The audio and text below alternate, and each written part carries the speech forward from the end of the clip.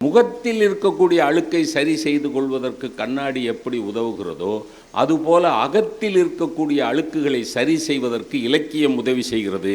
ஆகவே இலக்கியம் ஒரு வாழ்க்கையின் கண்ணாடி. Literature is the mirror of life. 9 சிறந்த பேச்சாளர்கள். காவியம் போற்றும் மேன்மை ஜடாயுவின் தியாகமே. இப்போது ட்ரோன் என்ற ஒரு முறையே ஒரு பெரிய பறவை போல ஒன்று பறந்து கொண்டே இருக்குது மேல. அந்த காலத்தில் கம்பன் படைத்த ட்ரோன் சடாயு ஐயா அவர்களே. திரிசடையின் தோழமையே. தாய் இல்லாமல் நான் இல்லை, நீங்கள் இல்லை. திரிசடை என்ற தாய் இல்லாமல் சீதை இல்லை, சீதை இல்லை என்றால் காப்பியம் இல்லை. தாரையின் மதிநுட்பமே. ஒருவேளை தாரை இலக்குவனிடத்தில் பேசாமல் போயிருந்தால் ஒரு இனமே அழிந்திருக்கும் இலக்குவனின் கோபத்திற்கு. உங்கள் சத்யாவில் இப்பொழுது ஆடி அதிரடி தள்ளுபடி. உலகம் யாவையும் தாமுழுவாக்கலும் நிலை பெறுத்தலும் நீக்கலும் நீங்களா அழகிலா விளையாட்டுடையார் அவர் தலைவர் அன்னவர்க்கே சரண் நாங்களே. சபையிலே திரளாக கூடியிருக்கக்கூடிய பெரியோர்களே, உங்கள் யாவருக்கும் என்னுடைய பணிவான வணக்கத்தை இந்த அறிஞர்கள் சார்பிலே தெரிவித்துக் கொள்கிறேன். வெள்ளக்கால் சுப்பிரமணிய முதலியார் அப்படின்னு ஒரு பெரிய அறிஞர் இருந்தார். அவர் ஒரு கட்டுரையில் எழுதினார், அப்பா கொடுத்த வீடில் வாழக்கூடிய மகன் அவனுக்கு தகுந்தாற் போலே, அவன் வசதிக்கு ஏற்றாற் போலே அந்த வீட்டை கொஞ்சம் ஆல்டர் பண்ணுகிற மாதிரி வான்மீகத்தை கொஞ்சம் ஆல்டர் பண்ணி கம்பன் தனக்கு வசதியாக்கி கொண்டார் அல்லது நமக்கு வசதியாக்கி தந்தார். எப்படி கங்கை என்கிற நதி தோன்றியவுடன் மற்ற நதிகள் எல்லாம் தங்களுடைய பெருமையை இழந்தனவோ, எப்படி சீதை என்கிற பெண் பிறந்த பிறகு மற்ற அழகிகள் எல்லாம் தங்களுடைய மகிமையை இழந்தார்களோ, அதுபோல கம்பராமாயணம் என்கிற ஒரு காவியம் தோன்றிய பின்னால் மற்ற இலக்கியங்கள் தங்களுடைய மகிமையை இழந்தன என்று அந்த பெரிய அறிஞர் எழுதுகிறார். இலக்கியம் என்பதே ஒரு கண்ணாடி என்று சொல்வார்கள் ஆங்கிலத்தில். Literature is the mirror of life என்று சொல்வார்கள். ஏன் மிரர் ஆஃப் லைஃப் அப்படின்னு சொல்கிறாங்க? அது இலக்கியம் என்பது வாழ்க்கையின் கண்ணாடி என்று ஏன் சொல்லுகிறார்கள் என்றால், இப்போ இந்த முகத்தில் ஏதாவது ஒரு கரை இருக்கிறது, ஒரு அழுக்கு இருக்கிறது என்றால், ராமலிங்கம் ஐயா அவர்கள் உங்களுடைய முகத்திலே ஒரு அழுக்கு இருக்கிறது அப்படின்னா என் கண்ணை வைத்து என் முகத்தை பார்க்க முடியாது. முகம் என்னுடைய முகம், கண் என்னுடைய கண். ஆனால் என்னுடைய கண்ணை வைத்து என் முகத்தை பார்க்க முடியாது. ஆகவே பக்கத்தில் ஒரு கண்ணாடியை வைத்து இப்படி பார்த்தா என்னுடைய முகம் தெரிகிறது. எந்த கண்ணாடியில் பார்த்தாலும் இந்த முகம்தான் தெரியும். அந்த அழுக்கை சரி செய்து கொள். இப்போ முகத்தில் இருக்கக்கூடிய அழுக்கை சரி செய்து கொள்வதற்கு கண்ணாடி எப்படி உதவுகிறதோ அதுபோல அகத்தில் இருக்கக்கூடிய அழுக்குகளை சரி செய்வதற்கு இலக்கியம் உதவி செய்கிறது. ஆகவே இலக்கியம் ஒரு வாழ்க்கையின் கண்ணாடி. Literature is the mirror of life. Life என்பது வாழ்க்கை. பிழைப்பு வேறு, வாழ்க்கை வேறு. பாரதி சொன்னான், நாயும் பிழைக்கும் இந்த பிழைப்பு, நாயும் பிழைக்கும் இந்த பிழைப்பு. எந்த இலக்கியமும் நமக்கு பிழைப்பை சொல்லிக் கொடுப்பதற்காக வரவில்லை, வாழ்க்கையை சொல்லிக் கொடுப்பதற்காகத்தான் எல்லா இலக்கியங்களும் வந்திருக்கின்றன. பாதி மனதில் தெய்வம் இருந்து பார்த்து கொண்டதடா, மீதி மனதில் மிருகம் இருந்து ஆட்டி வைத்ததடா. இல்லை, இந்த வரியில் ஒரு பெரிய விஷயம் என்ன தெரியுமா? பாதி மனதில் தெய்வம் இருக்கிறது, மீதி மனதில் மிருகம் இருக்கிறது. இந்த பாதி மனதில் இருக்கக்கூடிய தெய்வம் அந்த மீதி மனதில் இருக்கக்கூடிய மிருகத்தை ஏன் விரட்டாமல் இருக்கிறது? ஒரே இருதயத்துக்குள்ளே பாதி மனதில் தெய்வம் இருக்கிறது, மீதி மனதில் மிருகம் இருக்கிறது. அந்த தெய்வம் அந்த தொகுதியை மட்டும் பார்த்துக்கிடுது. லாஸ்பேட்டைனா லாஸ்பேட்டை மட்டும். இந்த மீதி மனதில் இருக்கக்கூடிய மிருகத்தையும் துரத்திவிட்டு முழு மனதையும் தெய்வாம்சமுடையதாக மாற்றுவதற்குத்தான் இலக்கியங்களும் காப்பியங்களும் தேவைப்படுது. வையத்துள் வாழ்வாங்கு வாழ்வதற்கு வழிகாட்டுவதுதான் இலக்கியங்கள். ஆங்கிலத்தில் சொல்லுவார்கள் purging effect of literature. Purging effect அப்படின்னா என்னென்னா, இப்போ முன்னாடி நான்லாம் சின்ன பையனாக இருக்கையில் சாப்பிட்டது சரியாக ஜீரணிக்காமல் சிக்கலாச்சுன்னு வைங்களேன், பர்கோலாக்ஸ் அப்படின்னு ஒரு மாத்திரை இப்போ இருக்கா, இப்போவும் இருக்கா, அப்போ இப்போவும் இருக்குது. பர்கோலாக்ஸ் இப்போவும் இருக்குன்னா என்ன அர்த்தம்? இப்போவும் இருக்கு, எப்பவும் இருக்கும். பர்கோலாக்ஸ், பர்கேஷன் அப்படின்னு ஆங்கில வார்த்தைக்கு என்னன்னா கழிவுகளை அகற்றுவது. அப்போ பர்ஜிங் எஃபெக்ட் ஆஃப் லிட்ரேச்சர் அப்படின்னா என்ன அர்த்தம்னா, நம்முடைய மனசிலே நம்முடைய இதயத்திலே இருக்கக்கூடிய கழிவுகளை எல்லாம் அகற்றக்கூடிய ஆற்றல் இலக்கியத்துக்கு, குறிப்பாக காப்பியங்களுக்கு இருக்கிறது. இந்த காப்பியம் என்ன செய்கிறது? பாத்திரங்களின் மூலமாக நம்மை செம்மைப்படுத்துகிறது. இன்றைக்கு பட்டிமன்றத்திலே 3 பாத்திரங்களை எடுத்திருக்கிறார். ஒரு பாத்திரம் அரக்கர் குலத்தை சேர்ந்த பெண், இன்னொரு பாத்திரம் வானர இனத்தை சேர்ந்த பெண், இன்னொரு பாத்திரம் பறவை. பாத்திரம் என்பதற்கு ஆங்கிலத்திலே வெசல் என்று ஒரு வார்த்தை சொல்வார்கள். நான் அடிக்கடி யோசித்து பார்ப்பேன், even a vessel will become a character இன் கம்பன். நம்ம வீட்டில் உபயோகப்படுத்தக்கூடிய தட்டுமுட்டு சாமான்கள் இருக்கிறது இல்லையா, அந்த தட்டுமுட்டு சாமான்கள் கூட கம்பன் நினைத்தால் அவனுடைய காப்பியத்திலே ஒரு பாத்திரமாக மாறிவிடும். பாத்திரமே பாத்திரமாக மாறிவிடும். ஒரு பறவை பாத்திரமாக மாறுகிறது, ஒரு அரக்கர் குல பெண், ஒரு வானர பெண். பறவை தியாகம் செய்கிறது, அரக்கர் குல பெண் ஆகிய திரிஜடை தோழமை காட்டுகிறாள். வானர பெண்ணாகிய தாரை மதிநுட்பத்தோடு பேசுகிறாள், செயலாற்றுகிறாள். இந்த 3 மேன்மைகளில் காப்பியம் எந்த மேன்மையை போற்றுகிறது? கம்பராமாயணம் கம்பன் எந்த மேன்மையை போற்றுகிறார்? மேன்மை என்பது மேலான நிலைமை அல்ல. இப்போ நான் இந்த மேடையில் இங்கே உட்கார்ந்துருக்கிறேன்னா, நான் மேலான ஒரு இடத்துல, ஒரு மேடையான ஒரு இடத்துல உட்கார்ந்துருக்கிறேனே ஒழிய நான் மேன்மையானவன் என்று சொல்வதற்கில்லை. மேலான நிலைமையில் இருக்கிறவர்களெல்லாம் மேன்மையானவர்கள் என்று கருதி நாம் தான் ஏமாந்து விடுகிறோம். மேன்மை வேறு, மேலான நிலைமை வேறு. உயர் பதவி என்பது மேலான நிலைமை, உயர் பண்பு என்பது, உயர் குணம் என்பது மேன்மை. உயர் பதவி, இப்போ எம்எல்ஏ, எம்பி, மினிஸ்டர், அது அந்த புதுக்கவிஞன் எழுதுனா பாருங்க, இவரை எம்சி ஆக்கினோம், எம்எல்ஏ ஆக்கினோம், எம்பி ஆக்கினோம், கடைசி வரைக்கும் மனிதராக மாற்றவே முடியவில்லை. நாம்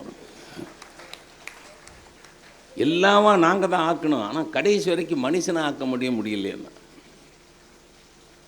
மனிதனாக வாழ்வதுதான் மேன்மை. கம்பன் என்ன வித்தை செய்கிறார் என்றால், மனிதனுக்கான விழுமியங்களை பறவைகள் மேலும், அரக்கர்கள் மேலும், வானரங்கள் மேலும் ஏற்றுகிறார்.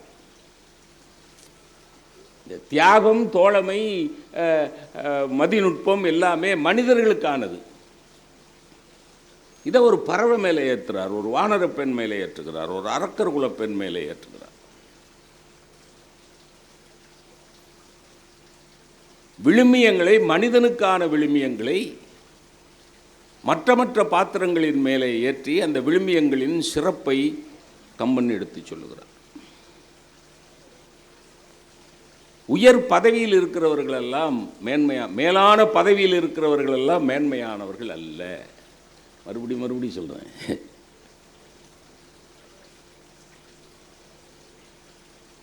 ஜெயிச்சிட்டதுனாலேயே ஒருத்தர் உயர்வானவர் என்கிற முடிவுக்கு வந்துவிட முடியாது. இப்போ ஒரு 10-15 ஆண்டுகளுக்கு முன்னாடி நாமக்கல், தமிழ்நாட்டிலே நாமக்கல்லில் ஒரு டிஎஸ்பி, அவருக்கு மகாத்மா காந்தி விருது கொடுத்தார். 6 மாதம் கழித்து லஞ்ச ஊழல் குற்றச்சாட்டில் அவர் கைதாகிறார்.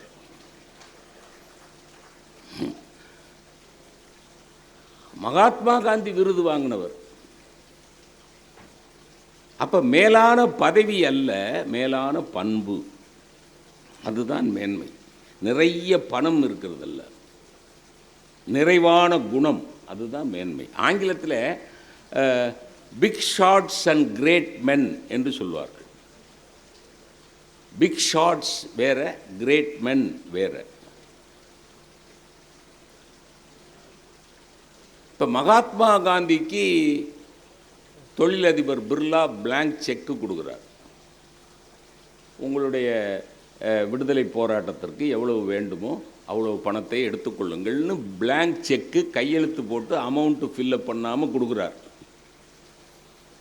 என்கிட்ட கொடுப்பாரா? இல்லை, என்கிட்ட மட்டும் பிளாங்க் செக்கு பிர்லா கொடுத்தாருன்னு வைங்க, அடுத்த நாள் அவர் தெரில, சுத்தமாக வலிச்சு தொடச்சி எடுத்துருவேன். ஆமாம்,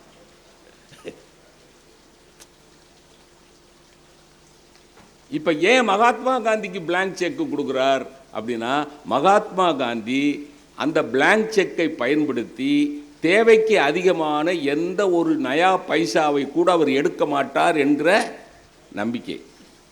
so Gandhi is a great man, Birla is a big shot. By giving a blank check to Mahatma Gandhi, Birla the big shot is becoming a great man. சரியா? சரியா? நான் இவர்கிட்ட கேட்க அவர் சரின்னு. பெருந்தனக்காரர்கள் வேறு, பெருமைக்குரியவர்கள் வேறு. பெருந்தனக்காரர்கள் வேறு. இப்போ டாட்டா இருந்தார், சமயக்காரனுக்கு உயில் எழுதி வைக்கிறார். கிரேட் மேன், பிக் ஷாட், ஆனால் கிரேட் மேன். அஜய் முனோட் அப்படின்னு அவுரங்காபாத், அது எங்கே இருக்குது? குஜராத்தா? குஜராத்தில் அப்படியே ஆளுகள் இருக்கிறார்கள். மகாராஷ்டிராவா? அவுரங்காபாத் அப்படின்னு ஒரு இடம் மகாராஷ்டிராவில் இருக்குதுன்னு பெரிய அம்மா அவர்கள் சொல்லுகிறார்கள். அங்கே ஒரு தொழிலதிபர் அஜய் முனோட், அவர் பொண்ணுக்கு கல்யாணம் ஏற்பாடு பண்ணுறார். அந்த பொண்ணுக்கு அவர் என்ன சீர்வரிசை செய்தார் தெரியுமா? இப்போ நான் ஒரு கார் வாங்கி கொடுப்பேன், ஏன்னா எங்கள் மாமனார் எனக்கு வாங்கி கொடுக்கல, அதனால் நம்மளாவது வாங்கி கொடுப்போமே அப்படின்னு ஒரு கார் வாங்கி கொடுக்குறேன். ஒரு வீடு எழுதி வைப்பேன், பேங்க்கில் கொஞ்சம் பணம் போட்டு வைப்பேன். இதான் என் மகளுக்கு அது ரொம்ப பெரிய மகிழ்ச்சியாக இருக்கும். ஆனால் அஜய் முன்னோட்டு என்ன செய்தார் தெரியுமா? 93 ஏழைகளுக்கு வீடு கட்டி கொடுத்தார். அதுதான் பொண்ணுக்கு செய்த சீர்.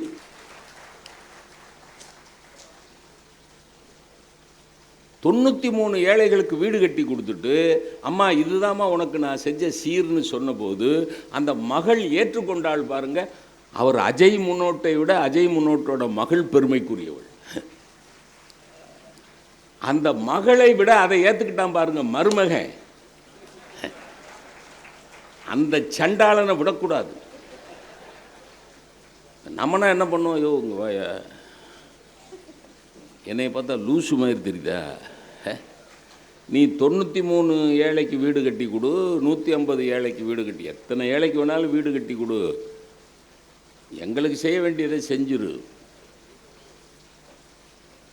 இப்போ நான் என்ன சொல்ல வரேன்னு புரியுதுங்களா? Big shots are slowly becoming great மென்.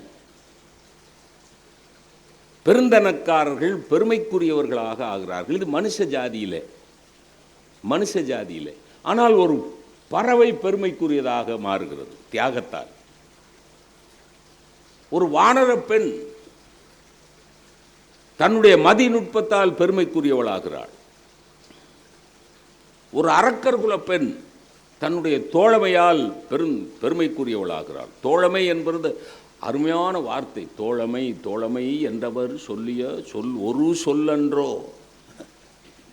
ஏன்னா தோழமைங்கிறது ஒரு சொல் தானே. அப்புறம் என்ன ஒரு சொல்லன்றோன்னு ஏன் எழுதுனா யுனீக். ஒன்றுனா இலக்கம் அல்ல, எண் அல்ல,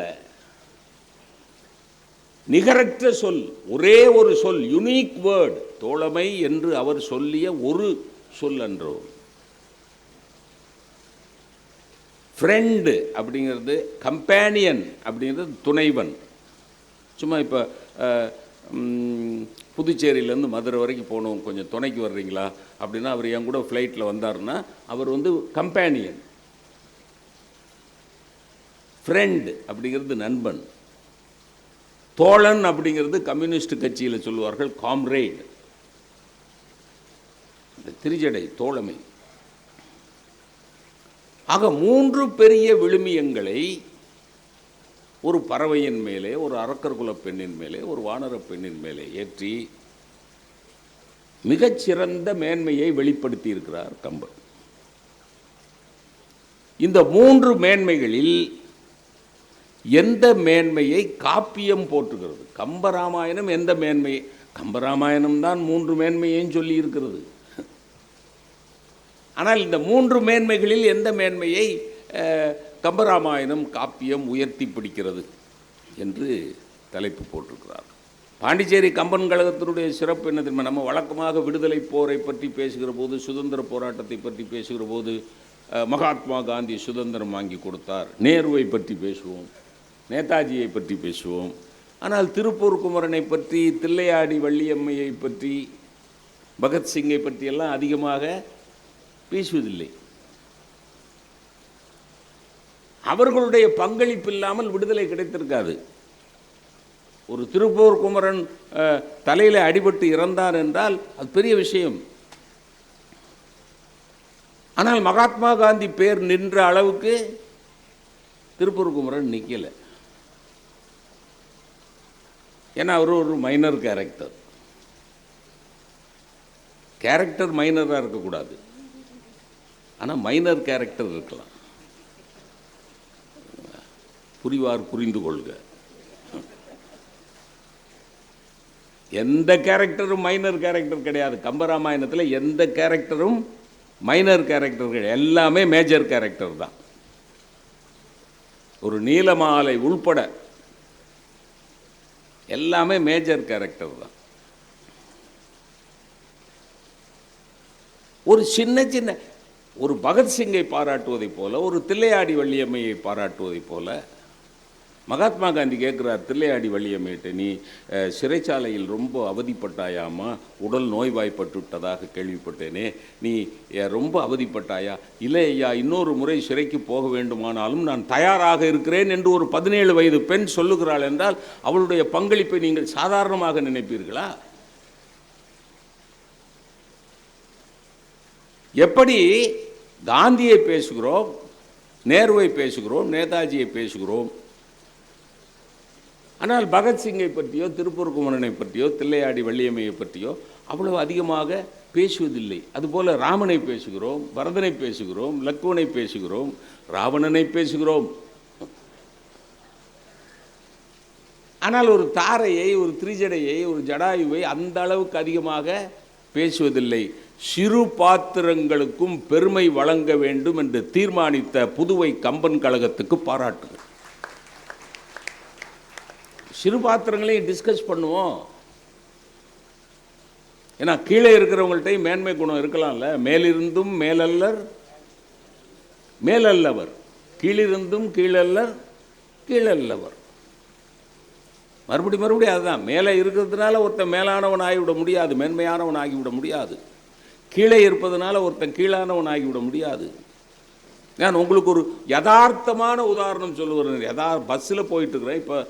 இப்போ தான் அந்த கொஞ்சம் இந்த தொலைக்காட்சியெலாம் வந்த பிறகு, தொலைக்காட்சி வெளிச்சமெல்லாம் எங்கள் மேலே பட்ட பிறகு தான் நம்ம ஏசி கார்லாம் கொடுக்குறாங்க, ஃப்ளைட்லாம் கொடுக்குறாங்க, பணம்லாம் கொடுக்குறாங்க. அது நமக்கெல்லாம் குறைச்சலாக தான் கொடுக்குறாங்க. ஆனால் சும்மா 4 ஜோக்கு, ஒரு ஒரு தோரணம் கட்டி தொங்க போட்டால் நிறைய கொடுக்குறாங்க. முத்துகளுக்கு கிடைக்கிற மரியாதை தங்கங்களுக்கு கிடைப்பதில்லை.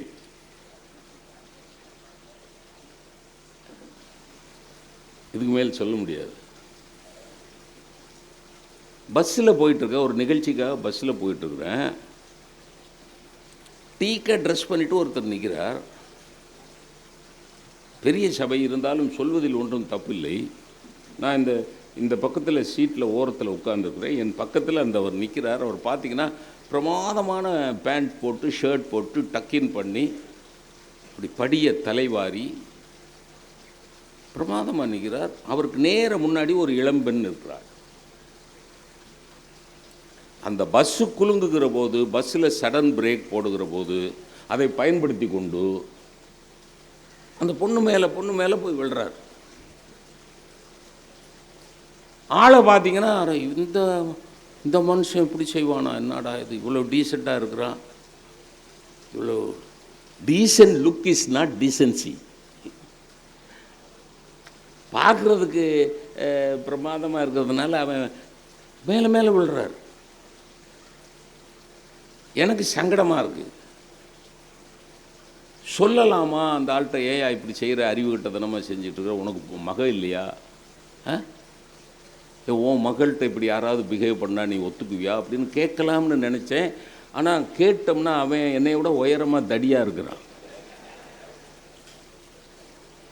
நமக்கு கடவுள் பாரதியாரை தெரிவித்தான், பாரதிதாசனை தெரிவித்தான், கம்பனை தெரிவித்தான், அடிதடியை தெரிவிக்கலை. இப்போ நம்ம போய் அவன்கிட்ட எதையாவது சொல்ல அவன் சப்புன்னு அடிச்சிட்டானா என்ன பண்ணுறது? இந்த நாடு நாசமாக போனதுக்கு காரணமே இதுதான்.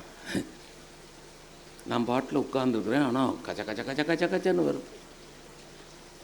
சரி, அந்த பொண்ணாவது திருப்பிட்டு நாயை என்னடா இப்படி செய்கிறேன்னு கேட்குதானா? அது கேட்க மாட்டேங்குது. என்ன அதுக்கு என்ன பயம்னா, ஃபோன் பண்ணி இறங்குற இடத்துல யாராவது 4 ரவுடி பேல வர வச்சு, நம்ம அப்பா அம்மாவுக்கு தெரிஞ்சால் ஏண்டி இதையெல்லாம் பற்றி பெருசாக பேசுனேன்னு நம்மளை தான் திட்டுவாங்க. அது ஒரு 4-5 ஸ்டாப் கழித்து அவன் இறங்கி போயிட்டான். அவன் இறங்கி போன உடனே அந்த பொண்ணுக்கு ஏற்பட்ட ஆசுவாசத்தை விட எனக்கு பெரிய ஆசுவாசமாக இருந்தது. சார், அடுத்த ஸ்டாப்பில் ஒருத்தன் ஏறினா சார், அதே பொசிஷன். அந்த பொண்ணு அங்கேயே நிற்கிறான், நான் அந்த சீட்லேயே உட்காந்துருக்குறேன். அந்த பொண்ணுக்கு நேர பின்னாடி அவன் வந்து நிற்கிறான் சார். ஃபுல்லாக குடிச்சிருக்கான். புரியுதா நான் என்ன சொல்கிறேன்னு? ஃபுல்லாக, ஆனால் வாசம் அப்படி வருது, அதுக்கு பேர் வாசம்.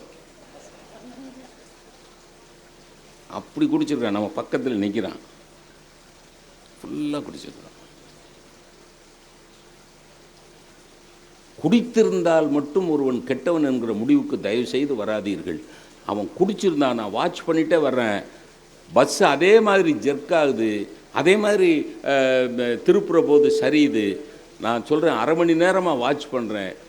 ஒரு செகண்ட் கூட, ஒரு க்ஷணம் கூட அவனுடைய விரல் நகம் கூட அந்த பெண்ணு மேல் பட்டு விடாமல் அவ்வளவு கவனமாக நின்றான். மேலிருந்தும் மேலல்லர் மேலல்லவர், கீழிருந்தும் கீழல்லர் கீழல்லர். அதுதான் வாழ்க்கை. அந்த குணங்கள் தான் வளர வேண்டும். அதுதான் காப்பியத்தினுடைய நோக்கம். அதனால்தான் ஒரு பறவைக்கு மேன்மையான குணத்தை கொடுத்து, ஒரு அரக்கர்குல பெண்ணுக்கு மேன்மையான குணத்தை கொடுத்து, ஒரு வானர பெண்ணுக்கு மேன்மையான குணத்தை கொடுத்து, அந்த மேன்மையான குணங்களில் அந்த காப்பியம் எந்த மேன்மையை மேன்மைப்படுத்துகிறது, எந்த மேன்மையை மேன்மைப்படுத்துகிறது என்று கேட்டிருக்கிறார்கள் 9 அறிஞர்கள். காவியம் போற்றும் மேன்மை ஜடாயுவின் தியாகமே. தியாகம் என்பது ஒரு பெரிய விஷயம். சும்மா ரவுடித்தனம் பண்ணி செத்து போயிட்டு அவனுக்கு ஒரு கொடி கம்பம் வச்சு பண்ணுனது ரவுடித்தனம். போலீஸ் சுட்டுருச்சு, செத்துட்டான், அவனுக்கு ஒரு கொடி கம்பம். வருஷா வருஷம் அவன் படம் வச்சு அதுக்கு பாட்டுக்கிட்டலாம் போட்டு, அது தியாகம். தியாகம் என்பது பெரிய விஷயம். திருஜடையின் தோழமை, தாரையின் மதிநுட்பம். மதிநுட்பம் அப்படிங்கிறது எப்படி சொல்கிறது, இன்டெலிஜென்ஸ் மட்டும் இல்லை, இன்டெலிஜென்ஸ் அக்யூமென் அப்படின்னு ஒரு ஆங்கில வார்த்தை இருக்குது. அக்யூமென் அப்படின்னா மதி, அது நுட்பமாக செயல்பட்டா மதிநுட்பம். 9 அறிஞர்கள் ஜடாயுவின் தியாகமே என்று பேசுவதற்காக அருமை பெரியவர் வேல்முருகன் அவர்கள், அந்த அணியிலே வழக்கறிஞர் தானே, அவர் கோவிந்தராஜன் அவர்கள் ஆசிரியர், சீனு வேணுகோபால் அவர்கள். நீங்கள் 3 பேருமே புதுச்சேரிக்காரங்களா? ஒரு அணி பூரா புதுச்சேரி அணி. ஆனால் இப்படி போட்டால் எங்களுக்கு சிக்கல், நடுவருக்கு சிக்கல். இந்த பக்கம் திருச்சடையின் தோழமையே என்பதில் நம்முடைய சென்னையிலிருந்து வந்திருக்கக்கூடிய மருத்துவர் பிரியா ராமச்சந்திரன் அவர்கள் ரொம்ப மருத்துவ தொழிலில் இருந்து கொண்டு இலக்கியத்தை படித்து மகத்துவம் புரிகிறார். திருச்சடையின் தோழமையே. அந்த அணியில் அருமை தம்பி ஷாஜகான், அருமை தம்பி திருமாறன். தாரையின் மதிநுட்பமே அப்படிங்கிறதுல நம்ம பால சீனிவாசன். ஆனால் வயசானவர், ஆனால் பால சீனிவாசன் ஒன்றும் வருத்தம் இல்லையே. அந்த அணியிலே வௌசியா பானு அவர்கள், அபுதாபியிலிருந்து நம்முடைய அருமை தம்பி பாஸ்கர் அவர்கள். அவர் சின்ன வயசு, ஆனால் ஆன்மீக இலக்கியத்தில் ஆழங்கால் பட்டிருக்கிறார். அவரை நான் ரொம்ப பாராட்டுவேன். ஏன்னா அவர் எங்கள் தென்காசி பகுதிக்காரர். அவரை பாராட்டுறதுக்கு ரொம்ப முக்கியமான காரணம், அவர் அபுதாபியிலேருந்து வர்ற போதெல்லாம் எனக்கு ஏதாவது வாங்கிட்டு வருவார். அதனால் என்னுடைய பிரார்த்தனை எல்லாம் அவர் அபுதாபியிலேருந்து அடிக்கடி தென்காசி வர வேண்டும் என்பது. இந்த அருமையான தலைப்பு கொடுத்த கம்பன் கழக பெருமக்களுக்கு நன்றி பாராட்டி, காவியம் போற்றக்கூடிய மேன்மை ஜடாயுவின் தியாகமே என்கிற அணி முதலிலே துவங்குகிறது. அந்த அணியினுடைய முதல் பேச்சாளராக திருமிகு வேல்முருகன் அவர்கள் வருகிறார்கள். அவர்களை வாழ்த்தி வாதங்களை வைக்குமாறு கேட்டுக்கொண்டு முன்னுரையை நிறைவு செய்கிறேன். நன்றி, வணக்கம். பெரியவர்களே, தாய்மார்களே, சான்றோர் மக்களே, மேடையிலே விற்றிருக்கின்ற அறிஞர் பெருமக்களே, உங்கள் யாவருக்கும் என்னுடைய மாலை வணக்கத்தை தெரிவித்துக் கொள்கின்றேன். ஒரு நல்லதொரு தலைப்பை இன்றைக்கு நம்முடைய கம்பன் கழகம் கொடுத்திருக்கிறது. உண்மையிலேயே ஒரு மகிழ்ச்சியான ஒரு தருணம். நம்முடைய ராமச்சந்திர மூர்த்தியே அமர்ந்திருக்கிறார், நடுவராக வந்திருக்கிறார். இவர் ஆங்கில புலவர், ஆங்கிலம் அறிந்த மாபெரும் புலவர். அவர் ஒன்றை சொன்னார், புதுச்சேரிக்காரர்கள் தான் தொல்லையாக இருக்குதுன்னு சொன்னார் ஒரு வார்த்தை. எப்பொழுதுமே புதுச்சேரிக்காரர்கள் யாருக்கும் தொல்லையாகவே இருந்ததில்லை. யாருக்கும் புதுச்சேரிக்காரர்கள் எப்பொழுதுமே தொல்லையாகவே இருந்ததில்லை. வருகின்றவர்கள் தான் தொல்லை கொடுக்கிறார்கள். எப்படி சொல்கிறோம் பாருங்க, வெளியிலிருந்து வருகின்றவர்கள் தொல்லை தருகிறார்கள். புதுச்சேரியார்கள் யாருக்குமே தொல்லை தருவதில்லை. தொல்லை தருவதே எங்கள் அணியில் இருக்கிற நம்முடைய கலைமாமணி வேணுகோபால், கலைமாமணி வழக்கறிஞர் கோவிந்தராசு, தமிழ் மாமணி முனைவர் வேல்முருகன் வருகிற போதே நம்முடைய கம்பன் செயலாளர் சொல்லாய்வு செல்வர் என்று அழைத்தார்கள். அது கவனிக்கணும். சொல்லாய்வு செல்வர் வேல்முருகன். வேல்முருகன் சொல்லவே மாட்டார் அவர். நான் கேட்டாங்க இப்போ நம்ம நண்பர்லாம் என்ன பேசுறதுன்னு. நடுவரே நம்ம பேச சொல்லி தந்துடுவாரியா, நடுவரை வைத்தே நம்ம கதையை கொண்டு போகலாம் அப்படின்னு கொண்டு சொன்னார். காப்பியம் போற்றுகிற மேன்மை என்ற சொல்லை எடுத்துக்கொண்டார் அவர். மேன்மை என்பது சங்க இலக்கியத்தில் எங்கேயுமே இல்லை. ஐயா சொல்லாய் செல்வர் புதுச்சேரிக்காரன், மேன்மை என்ற சொல் சங்க இலக்கியத்தில் எங்கேயுமே இல்லை. ஐயா நீங்கள் தான் எடுத்து கொடுத்தீங்க. தொல்காப்பியத்தில் அகத்திணையில் பாங்கர் தோழியை பற்றி பேசுகிற போது மேன்மை என்ற சொல் ஒரே சொல்லுதான் வருகிறது தொல்காப்பியத்தில். திருக்குறளில் ஒரே இடத்தில் வருகிறது. ஒழுக்கத்தில் எய்துவர் மேன்மை, இழுக்கத்தில் எய்துவர் எய்தா பழி என்று வருகிறது. மேன்மையை திருவள்ளுவர் ஒரே இடத்தில் பயன்படுத்தியிருக்கிறார். ஒழுக்கம் இழுக்கம் என்று சொல்கிறார். எல்லாம் அவர் சொல்லி கொடுத்தது தான். இப்போ நடுவரை தொட்டதுனால நான் பேச்சாளர் பேசுகிறேன். இதுதான் ஒரு நடுவருக்கு என்ன பொருள்னா, நடுவர் பேச்சாளர் பெருமளுக்கு ஒரு கருத்தை எடுத்து தருவது உண்மையிலேயே எனக்கு ரொம்ப பாராட்ட வேண்டிய செய்தி. தியாகம் என்பது காந்தியை பற்றி நடுவர் அவர் குறிப்பிட்டார்கள். காந்தியின் தியாகத்தை குறைத்து மதிப்பிட முடியுமா? எவ்வளவு பெரிய தியாகம்!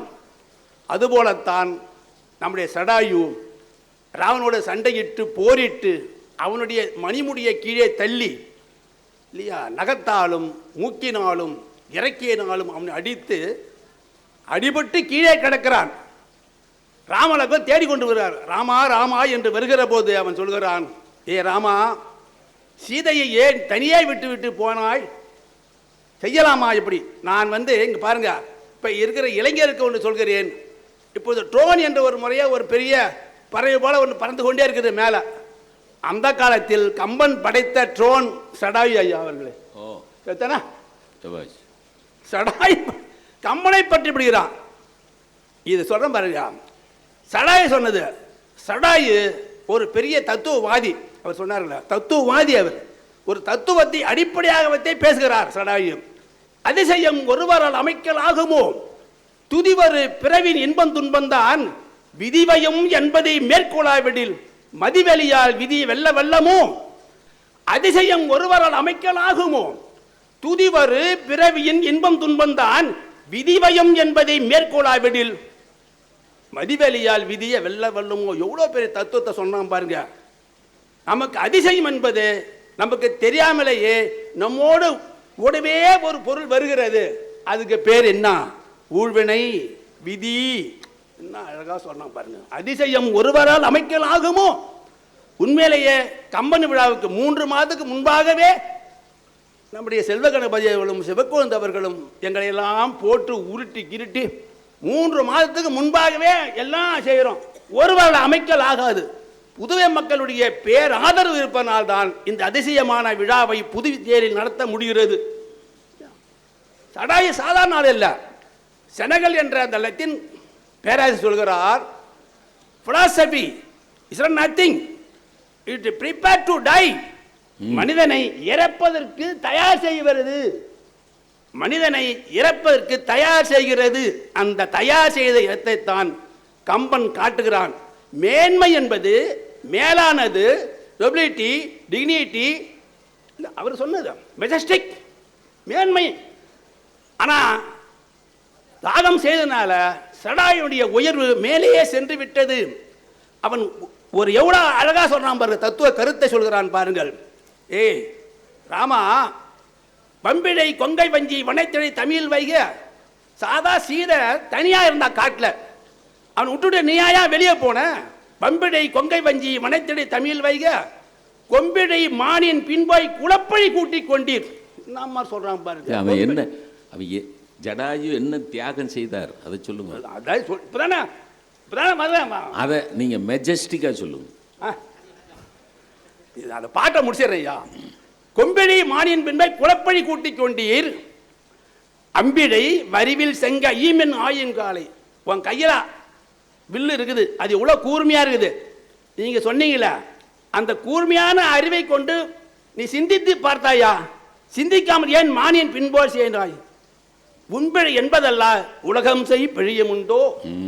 இப்ப எப்படியோ போயிட்டான் பாரு. உண்பிழை என்பதல்ல உலக செய் பிழையும் உண்டோ. இப்ப கணியன் பூங்கொண்டார், நன்றும் தீதும் பிறதரவாரா. தீதும் நன்றும் தீதும் நன்றும் பிறதரவாரா. அப்ப திருக்குறள் கணியன் பூங்குன்னார் பாட்டை கம்பன் எப்படி பயன்படுத்துறா? உண்பிழை என்பதல்ல உலகம் செய்யும் பிழையும் உண்டோ. இது தத்துவத்தின் மேலே அவர் போயிட்டான். எனவே தத்துவ ஆசிரியனாக விளங்கி ராவனோட போரிட்டு தன் உயிரையே விடுகிறான். விடுகிற போது ஒரு செய்தியை சொல்கிறான் 2 பேருக்கும். நீ இந்த மாதிரி ஒரு பெண்களை தனியே விட்டு விட்டு எங்கும் செல்லாதீர்கள். பெரிய அறிவுரை இல்லையா? தானே தன் உயிரையே தியாகம் செய்கிறான். ஐயா அவர்கள் சென்ற முறை இங்கே வருகிற போது நம்முடைய இலங்கை ஏறாக சொன்னார்கள் ஒன்று, அது நாம் நினைவுபடுத்தி பார்க்கிறேன். வேதங்கள், உபநிடதங்கள், புராணங்கள், இதிகாசங்கள் எல்லாமே ஒரே செய்தியை திரும்ப திரும்ப சொல்லி கொண்டு வருகின்றன. ஒரு செய்தியை சொன்னார்கள். அற்புதமான செய்தி அது. அது என்ன அற்புதமான செய்தின்னா, ரிக்வேதத்தில் ஒரு செய்தி வரும். எல்லா நதிகளும் மழை உற்பத்தி ஆகி கடலே சென்று சேருகின்றன. அதுபோல எல்லா சமயங்களும் இறைவனையே சென்று சேர்கின்றன. பகாடிசே பாணி பரஸ்கர் சமுத்திரக்கு ஓர் ஜல் ரகாக. எல்லாமே சமுத்திரத்தை நோக்கி செல்கின்றன. ஜெய்சே சப் சமய பகவான் கி ஓர். இது ரிக்வேதத்திலேயே ஒரு பாட்டு. இத வால்மீகி முனிவர் பகாடி என்பதை பர்வத்சே என்றான். பர்வத்சே பாணி நிகழ்கர் வெளியே தோன்றி சமுத்திரக்கு ஓர் ஜல்ரகாகை சைசே சப் சமய, எல்லா சமயங்களும் இறைவனை சென்று சேருவது போல அந்த பாடலை வான்மீகி எழுதுகிறார். வான்மீகி பாடலை கம்பன் படிக்கிற போது கல்லடை பிறந்த போது கடலை கலந்த நீத்தம் எல்லையில் மறைகளாலும் இயம்பெறும் பொருள் இதென்ன தொல்லையில் ஒன்றையாகி துறை தரும் பரந்த சூழ்ச்சி பல்வெறும் சமயம் சொல்லும் பொருளும் போல் வந்ததென்று. ரிக்வேத பாட்டு வான்மீகி வர வான்மீகி அந்த பாடலை கம்பன் பயன்படுத்துகிறான். இப்பதான் நம்ம வேப்போ ராமணி ஐயாவை நான் திருவடிகளை வணங்கி பெற்றுகிறேன். வடவ ராமலிங்க அடிகளார் அந்த பாடலை கல்லிடை பிறந்தபோது கடலை கலந்த நீத்தம் எல்லையில் மறைகளாலும் இயம்பெறும் பொருள் என்ன தொல்லையில் ஒன்றேயாகி துறை தரும் பரந்த சூழ்ச்சி பல்வெறும் சமயம் சொல்லும் பொருளும் போல் வந்தது என்ற அந்த கம்பன் பாடலை நம்முடைய வள்ளல் பெருமான் அவர்கள் பொங்குபல சமயம் எனும் நதிகள் எல்லாம் புகுந்து கலைஞடி நிறைவாய் பொங்கி ஓங்கும் கங்குகர காணாத கடலை என்பர் தங்கநிழல் பரப்பி மைய சோடை எல்லாம் தணிக்கின்ற தருவே பூந்தடுமையான செங்கு முதம் மலர்வர் மதியெல்லாம் செய்யவல்ல கடவுளே தேவதேவி. ரிக்வேத பாட்டு நல்ல கைத்தனார். ரிக்வேத பாட்டு வான்மீகி பயன்படுத்தினான். வான்மீகி பயன்படுத்தியதை கம்பன் பயன்படுத்தினான். கம்பன் பயன்படுத்தியை ராமலிங்கனார் பயன்படுத்தினார். இதுதான் இலக்கிய மரபு. சென்ற ஆண்டு ஐயா அவர்கள் பேசுகிற போது எங்க யாரால் நான் அப்போதே குறிப்பிடுத்தேன் என்ன செய்ய வேண்டும் என்று. பாருங்க, ஒரு பேச்சாளரை உருவாக்குகிறார், ஒரு தலைப்பை உடைய செய்தியை சிந்திக்க வைக்கிறார். இப்போ சொல்ல பாருங்க, புதுவையில் வாழ்ந்த பாரதியார் பேசுகிறார். கம்பன் என்று மானுடன் வாழ்ந்தான், கம்பன் குறிகளால் காட்டிட முயன்றான், காளிதாசன் கவிதை புனிந்தான். யாரு? நம்ம பாரதி. எங்க ஊர்ல வாழ்ந்த பாரதி. எங்க பாரதியை உட்காந்துறாரு. எங்க ஊர்ல வாழ்ந்த பாரதி கம்பன் குறிகளால் காட்டிட முனைந்தான். என்ன குறிதான்? அறம் வெல்லும் பாவம் தோற்கும். அறம் வெல்லும் பாவம் தோற்கும். பேசுவது மானமிடை, பேணுவது காமம். புகழுக்கும் இறுதி உண்டோ? புண்ணியர் செய்தோர் புகுவது துறக்கம் என்பது புகழுக்கும் இறுதி உண்டோ? கம்பம் பாட்டு. கம்பம் பாட்டுல இந்த பாரதி பாடினாரே கம்பன் குறியீடு என்று, அது நோட்டிபிகேஷன். அது அந்த குறியீடுகளை மேல்மையாக நாம் ஆராய்ச்சி பண்ணால் திரிசடை உண்மையிலேயே ஒரு சடையும் திரிசடியாம் இருந்தார்கள். தோழமை என்பது உடுக்கை இழுந்தவன் கைபோல் அங்கே இடுக்கன் களைவதன் நட்பு. சீதையை பாதுகாத்தாள், நாங்கள் குறை சொல்லவில்லை. சீதையை அவள் பாதுகாத்தாள், ஆறுதல் மொழி தந்தாள், தீ நிமித்தங்களை சொன்னால், நல்ல நிமித்தங்களும் சொன்னால். உன் கணவன் உன்னை வந்து அடைவான் என்று சொன்னாள். அது உண்மையிலே திருச்சடையை நம்ம பாராட்ட வேண்டும். அதுபோலவே மதிநுட்பம் என்பது தாரைக்கு இலக்கவனை வந்து வேகமாக சண்டைக்கு வரான். எங்க சுக்ரீவன் அப்படின்னு தன் கணவன் இறப்புக்கு காரணமான சுக்ரீவனை காட்டி கொடுக்காமல் தாரை என்ன செய்தா? அமைதி, பொறுமை, 60 சினம் என்று சொன்னாள். இல்லைன்னா வேலையமாயிடும். சீதையினுடைய அந்த கைமை கோலத்தை பார்த்த உடனே இலக்கவன் மனங்களைந்து போய் அயோத்தி நகரத தாயர் எல்லாம் கைமை கோலத்தில் இருப்பார்கள் என்று தனிந்த காட்சியை தாரை பற்றி உண்மையார். ஆனால் ஒன்றை சொன்ன ஐயா சொன்னது போல மதிநுட்பம் என்பது இன்டெலிஜென்ஸ் அவர் சொல்லே சொல்ல intelligentsia. Knowledge is ordinary one, wisdom is higher than knowledge. நாலேஜை விட உயர்ந்தது எது? ஞானம். நாலேஜோட ஐயா உயர்ந்தது. Knowledge is ordinary one, wisdom higher than one. Wisdom is higher than knowledge. எப்படியே? Wisdom is higher than knowledge. மதிநுட்பம் உடையவள் தாரை. நீ சொன்னது நான் ஏற்றுக்கொள்கிறேன். ஆனால் தோழமையும் இல்லையா, தோழமை, திரிசடை, மதிநுட்பம் இவையெல்லாம் மேன்மைக்குரியதாக கம்பன் படைத்தான் என்றால் அது ஒன்றுமில்லை. இதை விட மிக மேலானது ஒன்று எதென்றால் தன்னை அர்ப்பணித்தல், தியாகம் செய்தல், மோட்சம் அடையல். யார் கையால மோட்சம் அடைந்தா? தசரதன் இறந்து போயிட்டான், இவன் போய் நிற்கிறான். இவனே பூ போட்டு சந்தனம்லாம் எடுத்து இவனே தந்தைக்கு செய்ய வேண்டிய ஈமக்கடனை பரமனே செய்தான். எனவே அவன் கையாலே பரமபதம் அடைகிறான், மோட்சம் அடைகிறான். ஏ சடாயு வதைப்படம் என்று இல்லை, வாலி வதைப்படம் இருக்கிறது, கும்பகர்ணன் வதைப்படம் இருக்கிறது. ஆனால் சடாயு உயிரித்த படலம் என்று பார்த்தால் உயிர் எப்படிப்பட்டது என்பது மிகப்பெரிய இல்லையா. உயிர் போனா எல்லாமே இல்லைங்க. அதுதான் முக்கியம். தன் உயிரையே தந்து ஒரு பெண்மணியை இளைஞர் ராவணன் சீதையை அபகரித்து சென்று விட்டான் என்ற செய்தியை சொன்னார் பாருங்க. அது ஒன்றே போதும் என்று சொல்லி மீண்டும் வருவேன் என்று சொல்லி வாய்ப்புக்கு நன்றி சொல்லி விடைபெறுகிறேன். அருமை அருமை அருமை. வேல்முருகன் ஐயா அவர்கள் பன்மொழி புலவர்.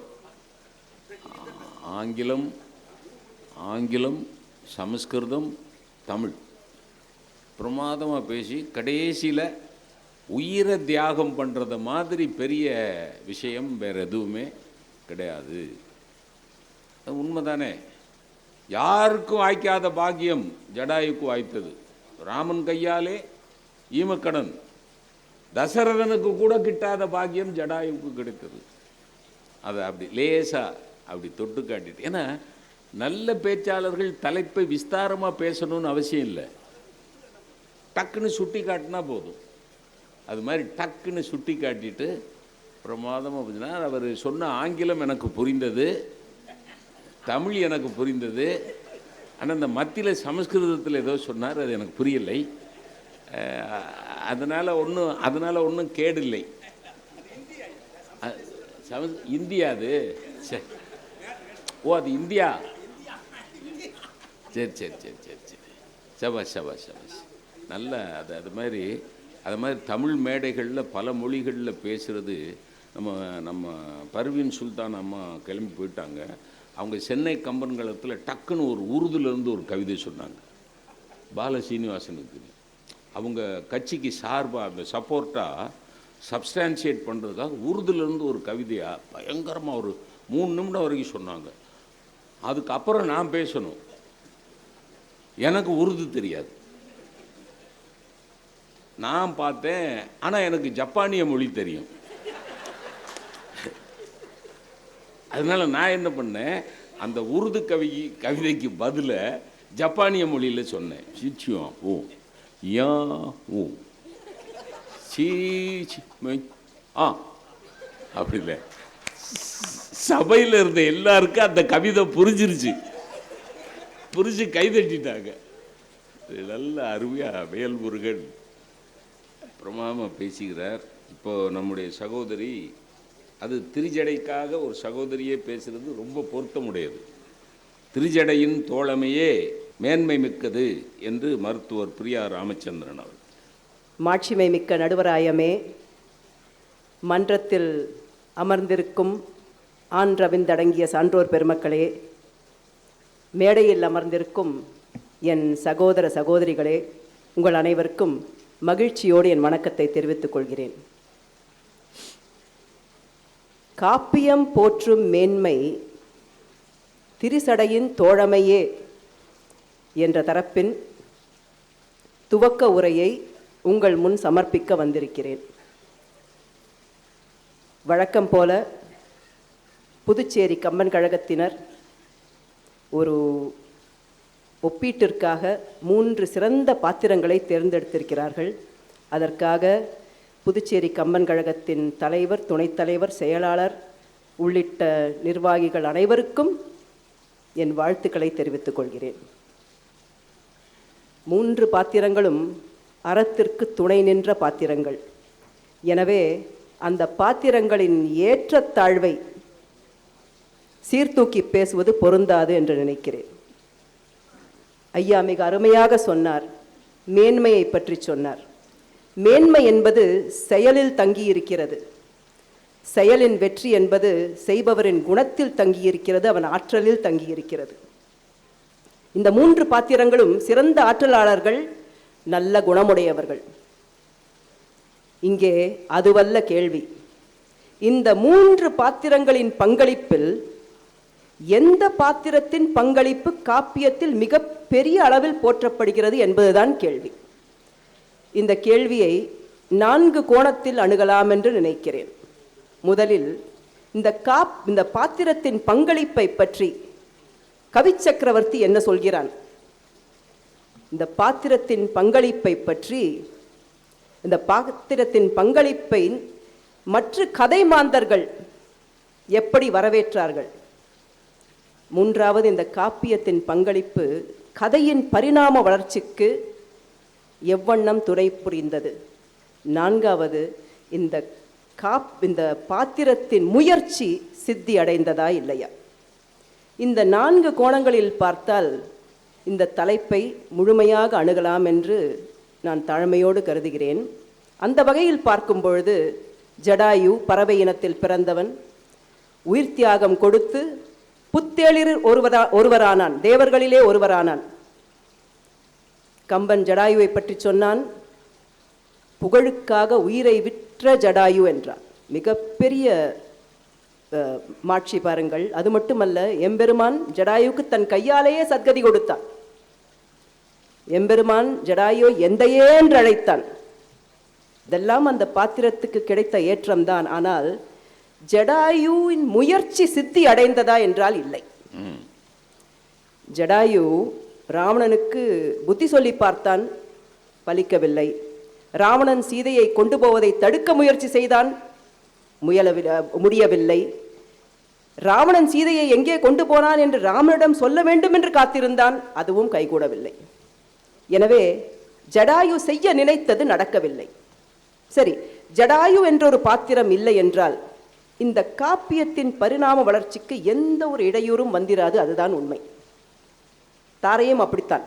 தாரை என்றொரு பாத்திரம் இல்லை என்றால் இந்த காப்பியத்தின் வளர்ச்சிக்கு எந்த தடையும் வந்துவிடாது. ஆனால் மிக மதிநுட்பம் மிகுந்த பாத்திரம். ஒரு வானரக்குல பெண் ஒரு நட்சத்திர பாத்திரமாக காட்சியளிக்கிறாள். ஆனால் அவளும் செய்ய நினைத்தது அது நடக்கவில்லை. வாலியிடம் சொன்னாள், சுக்ரீவனோடு மல்ல யுத்தம் செய்ய போகாதே, உன்னுயிர் கோடற்கு ராமன் என்றொருவன் வந்திருக்கிறான். இவள் இதை சொன்னதும் வாலிக்கு கோபம் வந்தது. இவள் சொன்ன விதம் வாலியின் தன்மானத்தை தொட்டு பேசுவது போல் ஆகிவிட்டது. வாலி சொன்னான், ராமனை போல் ஒருவன் அந்த பயலுக்கு துணையாக வருவானா என்று இவள் அறிவுரையை தூக்கி எறிந்து விட்டு போனான். இவள் கொஞ்சம் வித்தியாசமாக சொல்லி இருக்கலாம். ராமன் என்றொருவன் வந்திருக்கிறான், ஏதோ தேவை கருதி வந்திருக்கிறான், அவனிடம் போ, அவனுக்கு துணை செய் என்று சொல்லி இருந்தால் ஒருவேளை வாலியின் உயிர் பிழைத்திருப்பான். அதுபோலவே இளைய பெருமாள் சீறி வந்தபோது இவள் மிக சாதுரியமாக கைமை கோலத்தில், சுமித்திரை எந்த கோலத்தில் இருந்தாலோ அதே கோலத்தில் இளைய பெருமாளை எதிர்கொண்டால் அவன் சீற்றம் தணிந்தது. ஆனால் அந்த இக்கட்டான சூழ்நிலை வராமல் இவள் தவிர்த்திருக்கலாம். கார்காலம் முடிந்ததும் சுக்ரீவனிடம் போய் அவனை தரதரன் வெளியில் இழுத்துட்டு வந்து தலையில் 2 குடம் தண்ணியை கொட்டி, நீ கும்மாளம் போட்டது போதும், மரியாதையாக படையை திரட்டி கொண்டு ராமனிடம் போ என்று சொல்லி இருந்தால் இந்த இக்கட்டான சூழ்நிலை வந்திருக்காது. எனவே தாரை செய்ய நினைத்தது அது சித்தியடையவில்லை. ஆனால் எங்கள் திருசடை அவள் அப்படி அல்ல. எங்கள் திருசடை அழகான ராட்சசி, அன்பும் அமைதியும் அடக்கமும் நல்ல விவேகமும் கொண்ட சிறந்த குணவதி. நல்ல வேளை சீதையை அசோகவனத்திற்கு ராவணன் கொண்டு வந்த போது அந்த அரக்கியர் மத்தியிலே இவள் இருந்தாள். பிராட்டியின் சீர்மைக்கும் மென்மைக்கும் ஏற்ற இயல்பினளால் இந்த நல்லாள் இருந்தாள். இவள் இருந்ததால் பிராட்டி ஆவி தாங்கி இருந்தாள். சீதை இருந்ததால், திருசடை இருந்ததால் சீதை இருந்தாள். திருசடை இல்லை என்றால் சீதையை தற்கொலை செய்திருப்பாள் நிச்சயம். சீதை இலங்கைக்கு வந்ததும் முதல் வேலையாக திருசடை ராவணனின் சாப வரலாற்றை பற்றி சொன்னாள். மையல் நோயால் நையலுற்ற ராவணன், இந்த ராவணனால் தன் கற்பிற்கு ஏதாவது ஏதம் வந்து விடுமா என்று சீதை மனதிலே ஒரு பயம் இருந்தது. இவள் சொன்னால், கவலைப்படாதே, அவனுக்கு ஒரு சாபம் இருக்கிறது, அவன் விரும்பாத பெண்ணை தீண்டினால் அவன் தலை சுக்கு நூறாக வெடித்து போகும். ஒரு பெண் குழந்தையின் கற்பை பற்றி தாயை விட கவலைப்படுபவர் வேறு ஒருவரும் இருக்க மாட்டார்கள். என் தாய் சொல்வாள், பெண் குழந்தை பிறந்தால் வயிற்றில் நெருப்பை கட்டி கொண்டுதான் இருக்க வேண்டும் என்று. சீதையின் தாய், அவளால் சீதைக்கு ஒன்றும் செய்ய முடியவில்லை, அவள் மிதிலையில் இருந்தாள். இன்னொரு தாய் நிலமகள் பூமி தேவி ராவணனின் காலடியில் கிடந்தாள். ஆனால் இந்த தாய் திரிசடை இனிய சொற்களை பேசி சீதையை ஒரு தாயைப் போல் பராமரித்து வந்தாள். கம்பன் சொன்னாள், தாயினும் இனியாள். ஜடாயுவை பெரிய தந்தை என்று சொன்ன கம்பன் இங்கே திரிசடையை தாயினும் இனியாள் என்றார். இந்திரஜித்தன் பிரம்மாத்திரத்தை ஏவிய போது ராமர், இலக்குவர், அனுமர் உட்பட அத்தனை வானர வீரர்களும் மயங்கி வீழ்ந்தார்கள். சீதையை ஒரு புஷ்ப விமானத்தில் ஏற்றி அந்த போர்க்களத்திற்கு கொண்டு வந்தார்கள். அவள் ராமனை பார்த்ததும் அழுது புரண்டாள். எண்ணா மயலோடும் இருந்த நின் புண்ணாகிய மேனி பொருந்திடவோ, மண்ணோர் உயிரே இமையோர் வலியே, கண்ணே அமிழ்தே கருணாகரனே என்று அந்த புஷ்ப விமானத்திலிருந்து கீழே குதித்து ராமன் மீது விழுந்து உயிர் துறக்க முயற்சி செய்தாள். திருசடை அவளை கட்டி அணைத்து ஆறுதல் சொன்னாள். அவள் சொன்ன ஒவ்வொரு விஷயத்தையும் தர்க்க ரீதியாக அனுமானங்களை வைத்து நிறுவினாள். இவளுக்கு தர்க்க சாத்திரமும் தெரிந்திருக்கும் போலும். இவள் சொன்னாள், ராமன் இறந்து விட்டான் என்றால் இந்த அண்ட கோலங்கள் பிளந்து தவிடுபொடியாகிவிடும். அப்படியொன்றும் சம்பவிக்கவில்லையே. அனுமன் இறந்து விட்டான் என்றால் நீ கொடுத்த வரம் பொய்யாகிவிடும். இன்று போல் என்றும் இருத்தி என்று உன் கற்பின் மீது ஆணையாக சொன்ன அந்த கற்பும் பொய்யாகிவிடும். இது சாத்தியமா? எனவே இது அனைத்தும் தசமுகன் செய்த மாயை, இது ஒன்றும் உண்மை அல்ல என்று சொன்னாள். இதை சொன்னதும் சீதை என்ன சொன்னால் தெரியுமா? அன்னையே, அன்னையே, உன் உரை ஒவ்வொன்றும் அழிந்திலது, பொய்யாகவில்லை. எனவே நான் உன்னை தெய்வமாக கருதி வணங்குகிறேன். இதே வசனம் சீதை யாரிடம் சொன்னால் தெரியுமா? அனுமனிடம் சொன்னாள். அம்மையாய் அப்பனே அத்தனே அருளின் வாழ்வே என்றாள். தலையினால் தொழவும் தகும் தன்மையோ என்றாள். அதே வாழ்த்தையும் வணக்கத்தையும் திருசடைக்கு சமர்ப்பிக்கிறாள் சீதை. ஏற்றம், ஏற்றம், எவ்வளவு ஏற்றம் பாருங்கள். அறம் வெல்லும் பாவம் தோற்கும் என்பதுதான் இந்த காப்பியத்தின் மையக்கருத்து. ஏனைய பாத்திரங்கள் அறம் வெல்ல வேண்டும் என்று போராடினார்கள், இவள் பாவம் தோற்க வேண்டும் என்று போராடினாள். ஆனால் இதையெல்லாம் விட காப்பியத்தின் பரிணாம வளர்ச்சிக்கு திருசடையின் பங்கு இன்றியமையாதது என்பதற்கு என்ன சான்று தெரியுமா? தாயில்லாமல் நான் இல்லை, தாயில்லாமல் நீங்களும் இல்லை, தாயில்லாமல் நான் இல்லை, நீங்கள் இல்லை. திருசடை என்ற தாயில்லாமல் சீதை இல்லை, சீதை இல்லை என்றால் காப்பியம் இல்லை. எனவே காப்பியத்தின் பரிணாம வளர்ச்சிக்கு தாரை என்ற பாத்திரம் மிகப்பெரிய பங்களித்தாள். இன்னொரு சொற்றொடர் கம்பன் பயன்படுத்துவான். தேடி வந்த தவம் என்பான். தவம் செய்தால் கடவுள் நம்மை தேடி வருவார். பொதுவாக அதற்காகத்தானே தவம் செய்கிறோம். திருசடை சீதை செய்த தவத்திற்காக தேடி வந்த கடவுள். அவள் கண்கண்ட தெய்வம் திருசடை, சீதை கண்கண்ட தெய்வம் திருசடை. இதைவிட ஒரு கவிஞன் ஒரு பாத்திரத்திற்கு ஏற்றம் கொடுக்க முடியுமா? பாத்திரத்தை பற்றி ஐயா அழகாக சொன்னார். கம்பன் என்ன செய்கிறான் என்றால், அந்த பாத்திரங்களில் நல்ல குணங்களை பெய்து அதை நம்மிடம் தருகிறான். இவர்களைப் போல் நீ வாழ்ந்தால், இவர்கள் போன பாதையில் நீ போனால் இவர்களைப் போலவே நீ உயரலாம் என்கிறான். அன்பே வடிவமாக வந்த குகன் பெருமாளானான். பக்தியே வடிவமாக இருந்த பரதன் ஆழ்வாரானான். பணிவோடு சரணடைந்த சுக்ரீவன் மகாராஜாவானான். தன்னலம் கருதாது எனக்கு ஒன்றும் வேண்டாம் என்று வந்த அனுமன் தெய்வத்திற்கும் தெய்வமானான். இந்த திருசடை அன்பு கனிந்த உள்ளத்தோடும் அறம்பழுவா சிந்தையோடும் இருந்த திருசடை தெய்வத்திற்கே தாயானாள் என்று சொல்லி என் முதல் சுற்று வாதத்தை நிறைவு செய்து அமர்கிறேன். மீண்டும் வருவேன். பாரா உஷார். ரொம்ப அருமையாக பேசிக்கிறேன். இப்போ நம்ம சின்ன குழந்தையாக இருக்கிற பொழுது வெளியில் ஏதாவது ஒரு பிரச்சனையில் மாட்டிட்டு வீட்டுக்கு வந்தோம்னா நம்ம முகத்தை பார்த்த உடனே நம்ம ஏதோ ஒரு பிரச்சனையில் இருக்கிறோம், ஒரு டென்ஷனில் இருக்கிறோன்னு கண்டுபிடிக்கக்கூடிய உறவு தாயாகத்தான் இருக்கும். ஏண்டா உன் முகம் இப்படி இருக்குது, என்ன பிரச்சனை அப்படின்னு கேட்கக்கூடிய அப்பாவுக்கு அவ்வளோ விவரம் பத்தாது. அப்பா ஒரு மெட்டீரியல், அவர் வீட்டில் வருவார் போவார். அம்மா அப்படி கிடையாது. ஏண்டா என்னடா என்ன பிரச்சனை? அவன் அந்த பிரச்சனையை சொல்கிற போது பையனோ பொண்ணோ, அம்மா நான் வேணா கொஞ்ச நேரம் மடியில் தலை வச்சு படுத்துக்கிட்டுமாம்மா அப்படிமா. அப்பா மடியில் போய் கேட்க மாட்டான், அப்பா உங்கள் மடியில் கொஞ்சம் படுத்துக்கிட்டுமா. அம்மா நான் மடியில் கொஞ்சம் நேரம் படுத்துக்கிட்டுமாம்மா அப்படின்ற போது நீங்கள் எல்லாருக்கும் அந்த அனுபவம் இருக்கும். அம்மா மடியில் தலை வச்சு படுத்துருக்கிற போது அம்மா இருக்கண்டா நீ ஒன்றும் கவலைப்படாத அப்படின்னு அம்மா அந்த தலையை வருடி வருடி கொடுக்குற போது அந்த டென்ஷன் கொஞ்சம் கொஞ்சமாக குறையும். பார்த்துருக்கீங்களா? அது மாதிரி சீதா பிராட்டிக்கு இருந்த டென்ஷனை கொஞ்சம் கொஞ்சமாக குறைச்சி கடைசி வரைக்கும் சீதை உயிரோடு இருப்பதற்கு பாதுகாப்பு கவசமாக இருந்தது திரிஜடை. ஒன்று கேட்டாங்க, சீதை மட்டும் இறந்துருந்தா அடுத்த ஸ்டெப் என்ன?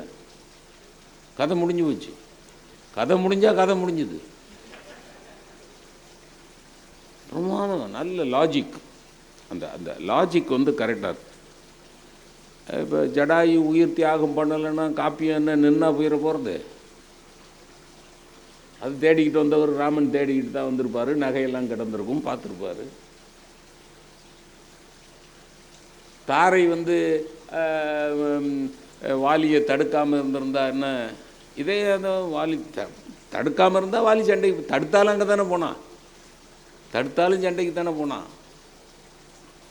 அதனால் அந்த ரெண்டு பாத்திரங்கள் இல்லாமல் போனாலும் காப்பியம் நடந்திருக்கும். ஆனால் திரிஜடை இல்லாமல் போய்விட்டால் காப்பியம் ஸ்தம்பிச்சு போய் நின்று இருக்கும்.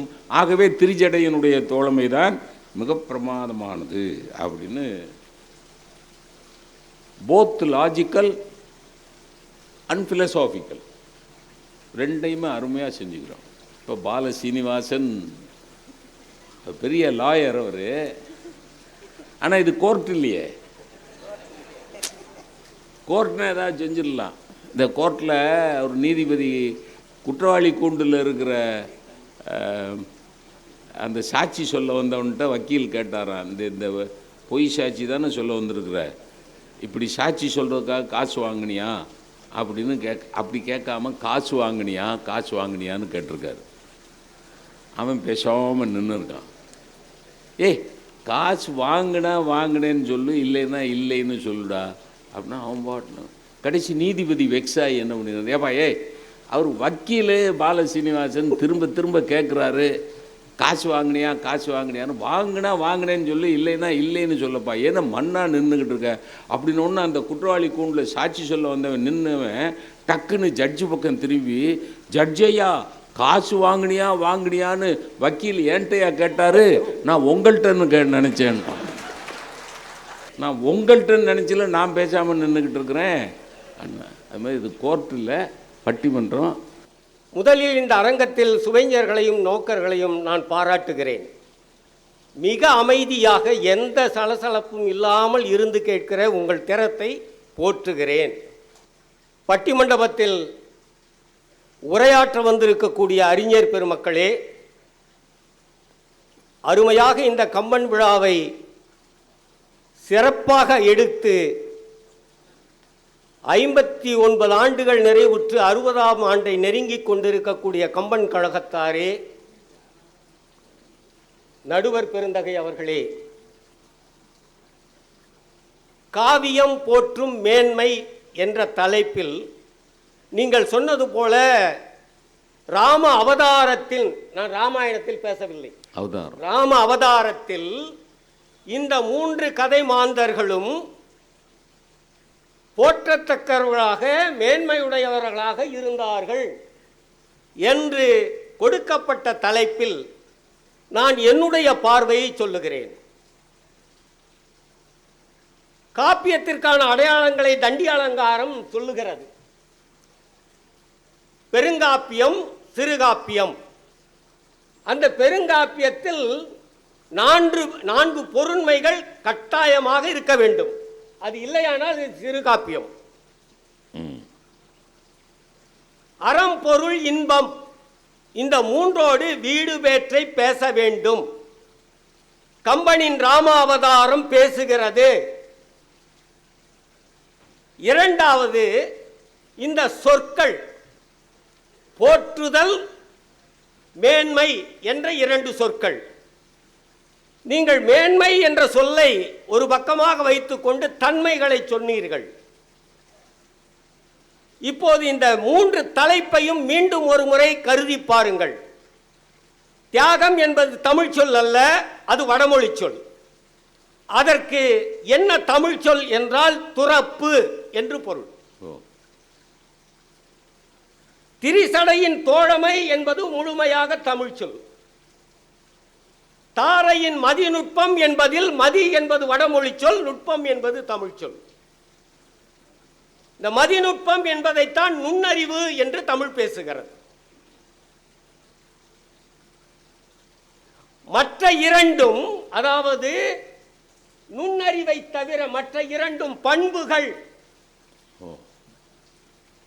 இந்த பண்புகளை யாரிடமாவது கற்றுக்கொள்ளலாம், பார்த்து கற்றுக்கொள்ளலாம், சொல்ல கேட்டு கற்றுக்கொள்ளலாம், பட்டறியலாம்.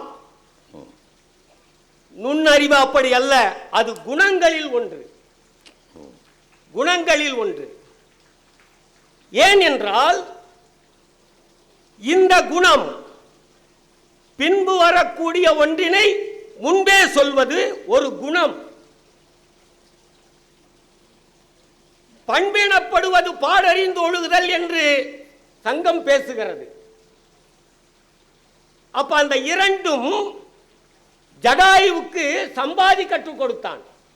அண்ணன் இரண்டு பேரும் ஞாயிற்றை போய் பார்ப்பதற்காக போகிறார்கள், நெருங்குகிறார்கள். ஜடாயு என்ற சொல்லுக்கு இறகுகளில் மயிர்கள் அதிகமாக பெற்றவன் என்று பொருள். சூரியனை நெருங்க நெருங்க எரிக்கிறது, சுட்டரிக்கிறது. தாங்க முடியாமல் தம்பி தவிக்கிறான் என்பதற்காக சம்பாதி தன்னுடைய இறகுகளை மேலே போர்த்தி ஜடாயுவை காப்பாற்றுகிறான். சம்பாதி தூக்கி எறியப்படுகிறான். ஜடாயு அங்கிருந்து கற்றுக்கொள்ளுகிறான். என்ன பண்பு நலன், யாரை எப்போது எப்படி காப்பாற்றுவது என்பதை கற்றுக்கொண்டான். திரிசடையினுடைய தோழமை. அந்த தோழமையை திரிசடை கற்றுக்கொண்டது தன்னுடைய தந்தையிடம் இருந்து. தந்தை தான் கற்றுக் கொடுக்கிறார். தந்தையினுடைய அந்த தன்மைகளை திரிசடை பெற்றிருக்கிறாள். ஆனால் தாரை வானரம் என்கிற குரங்கு இனம். அந்த குரங்கு இனத்திற்கு நுண்ணறிவு என்ற ஒன்று இருக்கிறது.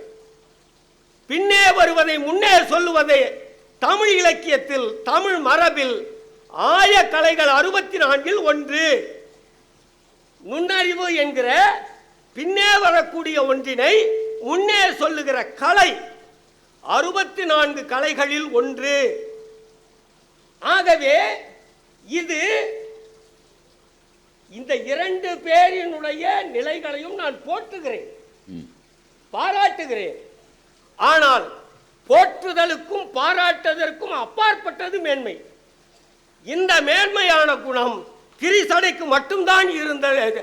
திரிசடையை காட்டிலும் தாரைக்கு மட்டும்தான் இருந்தது. திரிசடை தாயாக இருந்து காப்பாற்றினாள். ஜடாயு தன்னுடைய உயிரை விட்டு காப்பாற்றினான். ஆனால் தாரை தான் எதையும் விடவில்லை, தாயாகவும் இல்லை. ஆனால் மிகச் சரியான தாரமாக இருந்தாள். ஏனென்றால் தேஞான சுந்தரம் ஐயா முதல் நூலுக்கும் வழி நூலுக்குமான வேறுபாட்டை கற்பிக்கிற போது தாரையிடத்தில், எந்த இடத்தில் தாரை முதலில் வாலியை போக வேண்டாம் என்று தடுத்தாள் என்று பேச வருகிறார். முதல் முறை தடுக்கவில்லை. காரணம், இரண்டு சூழ்நிலையிலும் வேறுபட்டிருந்தார்கள். இரண்டாவது நிலையில்தான் தாரை கணவனோடு கூறியிருக்கிறாள். அந்த கூடியிருந்த வேளையில் சுக்கிரீவன் அழைக்கிறான். அழைத்ததை கேட்டுவிட்டு வெளியே வர துடிக்கிற வாலியை எப்படி அவள் தடுத்தாள் என்று கம்பன் பேசுகிறான். கொஞ்சம் கருதி பாருங்கள். ஒரு குரங்கு இனத்து பெண் கணவனோடு இருக்கிறாள். அப்படி இருக்கும் போது கணவனுடைய வீரம், வலிமை, அவனுடைய சூழல், அந்த சூழலை சொல்லுகிற கம்பனுடைய பாட்டு பெரும் பாட்டு. அவன் அழைத்த போது எழுந்தானாம் வாலி. படுக்கையில் இருந்து எழுகிறான். எழுகிற போதே அவன் மூச்சு விட்டு எழுகிற மூச்சில் மலைகள் ஒன்று திரண்டு திசைகளை அடைத்தன என்று பேசுகிறான் கம்பன். அவன் மூச்சு திசைகளை எரித்தன. அவனுடைய வாய் நெருப்பை உமிழ்ந்தது.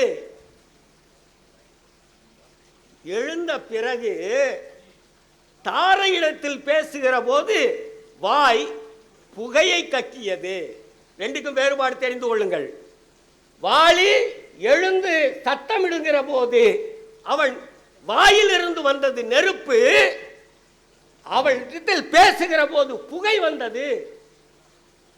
தாரை எதிர்த்து நிற்கிறாள், எதிரே நிற்கிறாள். அப்படியானால் அதை எப்படி தடுப்பது? அந்த தடுக்கிற நேரத்தில் தாரையினுடைய மயிர், தலைமயிர் முற்றிலுமாக கருகியது என்று எழுதுகிறான். அந்த மாதிரி சூழ்நிலையில் தாரை நிற்கிறாள். அப்படிப்பட்ட சூழ்நிலையில் தாரை தடுத்து நிறுத்துகிறாள். சொன்னாள். அவள் என்ன சொன்னாள் தெரியுங்களா? மதிநுட்பம் என்று பெயர் வைத்ததற்கு இந்த மதிநுட்பம் பெரும்பாலும் அமைச்சர்களிடத்தில் இருக்க வேண்டும். அமைச்சர்களிடத்தில் இருக்கக்கூடிய அந்த நுண்ணறிவு தன்மையை தாரை பெற்றிருந்தாள். அதனால் தான் அவள் சொல்லுகிறாள், காட்டுகிற போது ஏதோ பின்புறத்தில் இருக்கக்கூடியவளாக காட்டுகிற கம்பன் தாரையினுடைய மொழியில் இருந்து வாளியிடத்தில் பேசுகிற போது சொன்னான், நமக்கு தேவைப்படுகிறவர்கள், நம்மை காக்கக்கூடிய சிலர் என்னிடத்தில் வந்து சொன்னார்கள், இப்போது சுக்கிரீவனோடு யாரோ ஒருவர் வந்திருக்கிறார்கள், அப்படி வந்தவர்களால் ஒரு துன்பம் நேரப்போகிறது என்று தெளிவுபட பேசுகிறாள் தாரை. அப்படியானால் ஒரு மனைவி, வானரம் வீரம் பொருந்திய ஒருவனுக்கு மனைவியான பிறகு அந்த நுண்ணறிவை பெற்றிருந்தாள். இவ்வளவு துன்பம் வந்த போதும் காக்கக்கூடிய தன்மையை பெற்றிருந்தாள். இது ஒரு காட்சி. அடுத்த காட்சி, தாரை வருகிற இடம் மிக இன்றியமையாத இடம். சுக்கிரீவன் படைகளை திரட்டிக் கொண்டு கார்காலம் முடிந்தவுடனே வருவேன் என்று சொல்லுகிறான். ஆனால் குறித்த காலத்தில் வரவில்லை என்ற காரணத்தினால் ராமன் இலக்குவனை அனுப்புகிறான். இலக்குவன் மிக கோபத்தோடு தான் வருகிறான். அந்த கோபத்தோடு வரக்கூடிய லக்குவனை எப்படி எதிர்கொண்டாள் தாரை? இதில் எவ்வளவு மேன்மை இருக்கிறது பாருங்கள். அவளுக்கு அவன் மீது எரிச்சல் வந்திருக்கான். கொன்றவன், கணவனை கொன்றவன், அவன் அல்லது அனுப்பி இருக்கிறான். அவனுக்கு விடை சொன்னவன் லக்குவன் அல்லவா வந்திருக்கிறான், கோபத்தோடு வந்திருக்கிறான். ஆனால் சுற்றி இருக்கக்கூடிய அந்த பெண்களோடு நின்றிருக்கக்கூடிய தாரை தடுத்து நிறுத்தி அவனிடத்தில் அமைதியாக பேசுவது, அவனிடத்தில் காரணங்களை சொல்வது, அவனை இனிமேல் என்ன பேசுகிறாள் பாருங்கள். ஒரு மதிநுட்பம் வாய்ந்தவள் என்பதற்கு தாரையினுடைய விடை மிகச் சரியான விடை. எதற்காக நீங்கள் சுக்கிரீவனை அழைத்தீர்கள் என்பதாக கருதி கொண்டு விடை சொல்லுகிறாள். என்ன விடை சொன்னால், இப்போது சுக்கிரீவன் வானர படைகளோடு வந்தால்தான் தேடி போய் சீதையை கண்டுபிடிக்க முடியும். ஆனால் உங்களுடைய வில் இருக்கிறதே, அந்த அம்பு இருக்கிறதே, அது குறிபார்த்து எதிரியை கொன்றுவிடும் தன்மை உடையது. ஆனால் கண்டுபிடிக்க வேண்டுமே, அதற்கு படைபலம் வேண்டுமே. அந்த படைபலத்தை பெறுவதற்காக சுற்றியும் இருக்கக்கூடிய இடங்களுக்கு சென்றிருக்கிறார்கள். படைகளை திரட்டி கொண்டு வருவதற்கு காலமாகிறது என்று ஒரு அமைச்சரை போல நின்று பேசுகிறாள் தாரை. நன்றாக பாருங்கள். மேன்மை என்ற சொல்லை வழக்காற்றில் நாம் அதிகமாக எங்கே பயன்படுத்துகிறோம்? நடைமுறையில் சைவர்கள் வான்முகில் வளாது பெய்க என்று சொல்லி வருகிற அந்த பாட்டில் மேன்மைகள் சைவ நீதி விளங்குக உலகமெல்லாம் என்று பேசுகிறோம். அதுபோல மேன்மை படைப்பதற்கு காரணமாக அமைவது திருவள்ளுவர் சொன்ன 10 உடைமைகளை பெற்றிருக்க வேண்டும். 10 உடைமைகளை பெற்றிருந்தவள் தாரை. சில உடைமைகள் ஜடாயுவிடத்தில் இருந்தன, திரிசடையிடத்தில் இருந்தன. ஆனால் 10 குணநலன்களையும் அறத்துப்பாலில் பேசப்படக்கூடிய தனிமனித தத்துவத்தையும் துறவு என்கிற தனி கோட்பாட்டையும் அந்த அதிகாரத்திலே இருக்கக்கூடியதை தாரை பெற்றிருந்தாள். அதனால் இழந்தது தன்னுடைய கணவன் என்பது தெரிந்த பிறகும் கூட அந்த இறப்புக்கு காரணமான ஒன்றினை தடுத்து நிறுத்துவதற்கும் திசை திருப்புவதற்கும் அமைதிப்படுத்துவதற்கும் ஒரு இல்லத்தரசியாகவும் இருந்தால் இல்லத்தை காத்தாள். இது எப்படி தெரிகிறது? லக்குவன் தாரையிடத்தில் வந்து பேசும்போது தாரை சொன்ன விடையில் லக்குவன் தன் தாயர் மூவரையும் கருதி பார்த்தான் என்று கம்பன் எழுதுகிறார். இதுதானுங்க மேன்மை. தன்னுடைய தாய்மார்களை தாரையினுடைய வாய்மொழியால் அறிந்து கொண்டான் என்று கம்பன் காட்டுகிறார். இன்னும் நிறைய இருக்கின்றன. மெய்ப்பொருள் சார்ந்தும் அளவியல் சார்ந்தும் இவற்றை பேசலாம். ஆனால் காலத்தின் அருமை கருதி முதற் சுற்று உரையை இத்தோடு நிறுத்திக் கொள்கிறேன். மீண்டும் வருவேன். ரொம்ப அடர்த்தியான பேச்சு, ரொம்ப டென்சிட்டி ஜாஸ்தி, ரொம்ப அடர்த்தி. ஒரு கேள்விக்கு யாராலையும் பதில் சொல்ல முடியாது. மற்ற 2 பேரும் உறவுக்காரங்கள்ட்ட இருந்து கற்றுக்கிட்டாங்க. சம்பாதிட்ட இருந்து ஜடாயு கற்றுக்கிட்டார். வீடனன்ட்ட இருந்து அந்த தோழமை உணர்வை திருச்சடை கற்றுக்கொண்டார். ஆனால் தாரையினுடைய மதிநுட்பம் என்பது கற்றுக்கொண்டதல்ல, இன்ஹரண்ட், அவளுக்குள்ளே இருந்தது, ஜீன்ஸ்லே இருந்தது. ரொம்ப அருமையாக பேசுகிறார். அவள் எப்படி வாலியை தடுத்தா, அப்புறம் எப்படி சுக்ரீவனை காப்பாற்றினா. ஏன்னா பேசுறதுங்கிறது எந்த இடத்துல எப்படி பேசணுங்கிற நுட்பம் தெரியணும். அது ரொம்ப முக்கியமான இடம். நான் ஒன்று சொல்லட்டா அப்படின்னு சில பேர் ஆரம்பித்தாலே நமக்கு பதட்டமாக இருக்கும். ஏன்னா அப்படி உளருவான். ஏன்னா அவன் உளர்ற நம்ம பல நேரம் சிக்கலில் மாட்டியிருக்கோம். அவனே வந்து நான் ஒன்று சொல்லட்டா அப்படின்னா, நீ ரூபா வேணாலும் தரேன், நீ போயிடப்பா. எந்த இடத்துல எப்படி சொல்லணும், அதான் வெல்லுஞ்சொல் அறிந்து அப்படின்னார் இல்லையா? அந்த சொல்ல வெல்றதுக்கு இன்னொரு சொல் இருக்கக்கூடாது, அப்படி சொல்லணும். அப்படி சொன்னவ தாரை அப்படின்ட்டு, தாரை மாதிரி ஒரு தாரம் வாய்த்தால், தாரை மாதிரி ஒரு தாரம் வாய்த்து அந்த கணவன் அந்த தாரை ஆகிய தாரத்தினுடைய பேச்சை கேட்காமல் போனால் செத்து போவான். அதனால் அது ரொம்ப அருமையான இடம். ஆனால் அதனால் ஆண் மக்கள் கவனமாக இருக்கணும். நான் ஒன்று சொல்லட்டான்னு மனைவி வந்து சொல்ல வந்தான்னா சொல்லுமான்னு கேட்கணும். கேட்டால் உயிர் வாழலாம். வாலி சொல்கிற பாடம் அதுதான். நீ என்ன பொம்பளையாக இருந்துக்கிட்டு ஆம்பளைக்கு அறிவுரை சொல்கிறது? பொம்பளை சொல்லி ஆம்பளை கேட்கவா? கேட்காம போய் தான் கேட்காமலே போயிட்டான். வாலி கேட்காம போய் தான் என்ன பண்ணா, கேட்காமலே போட்டான். ரொம்ப அடர்த்தியான பேச்சு. கோர்ட்லேயும் நீங்கள் இதே மாதிரி பேசணும். அதாவது ஃபீஸுக்காக பேசுகிறதுக்கு பதிலாக பீஸுக்காக பேசணும். நீங்கள் பீஸுக்காக பேச ஆரம்பிச்சிட்டிங்கன்னா ஃபீஸ் தன்னை போல் வந்துகிட்டே இருக்கும். அனைவருக்கும் அன்பான வணக்கங்களை தெரிவித்துக் கொள்கின்றேன். இந்த பட்டிமண்டபம் நிகழ்ச்சி மிக சிறப்பாக நடைபெற்று கொண்டிருக்கின்றது. உங்கள் அனைவருக்கும் அறிந்த தெரிந்த தலைப்பு தான் காவியம் போற்றும் மேன்மை, சடாயுவின் தியாகமே, திருசடையின் தோழமையே, தாரையின் மதிநுட்பமே. 3 அணிகள் தங்களுடைய வாதங்களை முன்வைத்திருக்கின்றார்கள். நோக்கர்கள் சார்பில் 49 நோக்கர்கள் தேர்ந்தெடுக்கப்பட்டுள்ளார்கள்.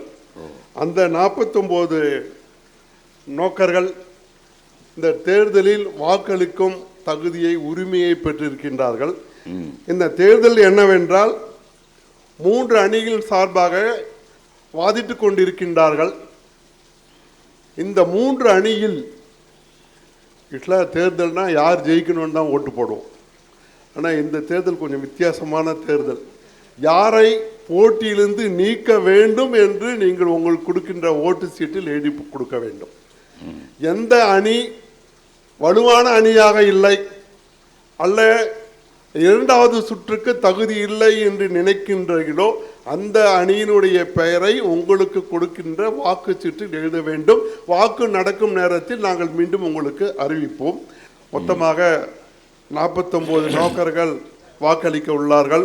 மீண்டும் ஒரு முறை இந்நோக்கர்களிடம் நாம் சொல்லிக்கொள்ள விரும்புவது என்னவென்றால், எந்த அணியை நீங்கள் இரண்டாவது சுற்றிலிருந்து நீக்க விரும்புகின்றீர்கள் என்பதை தேர்தல் நடத்தும் போது உங்களுக்கு கொடுக்கப்பட்டிருக்கின்ற வாக்குச்சீட்டில் எந்த அணியை நீக்க விரும்புகின்றீர்கள் என்பதனை எழுதி குடவோலையில் போட வேண்டும் என்று அன்புடன் கேட்டுக்கொள்கின்றேன்.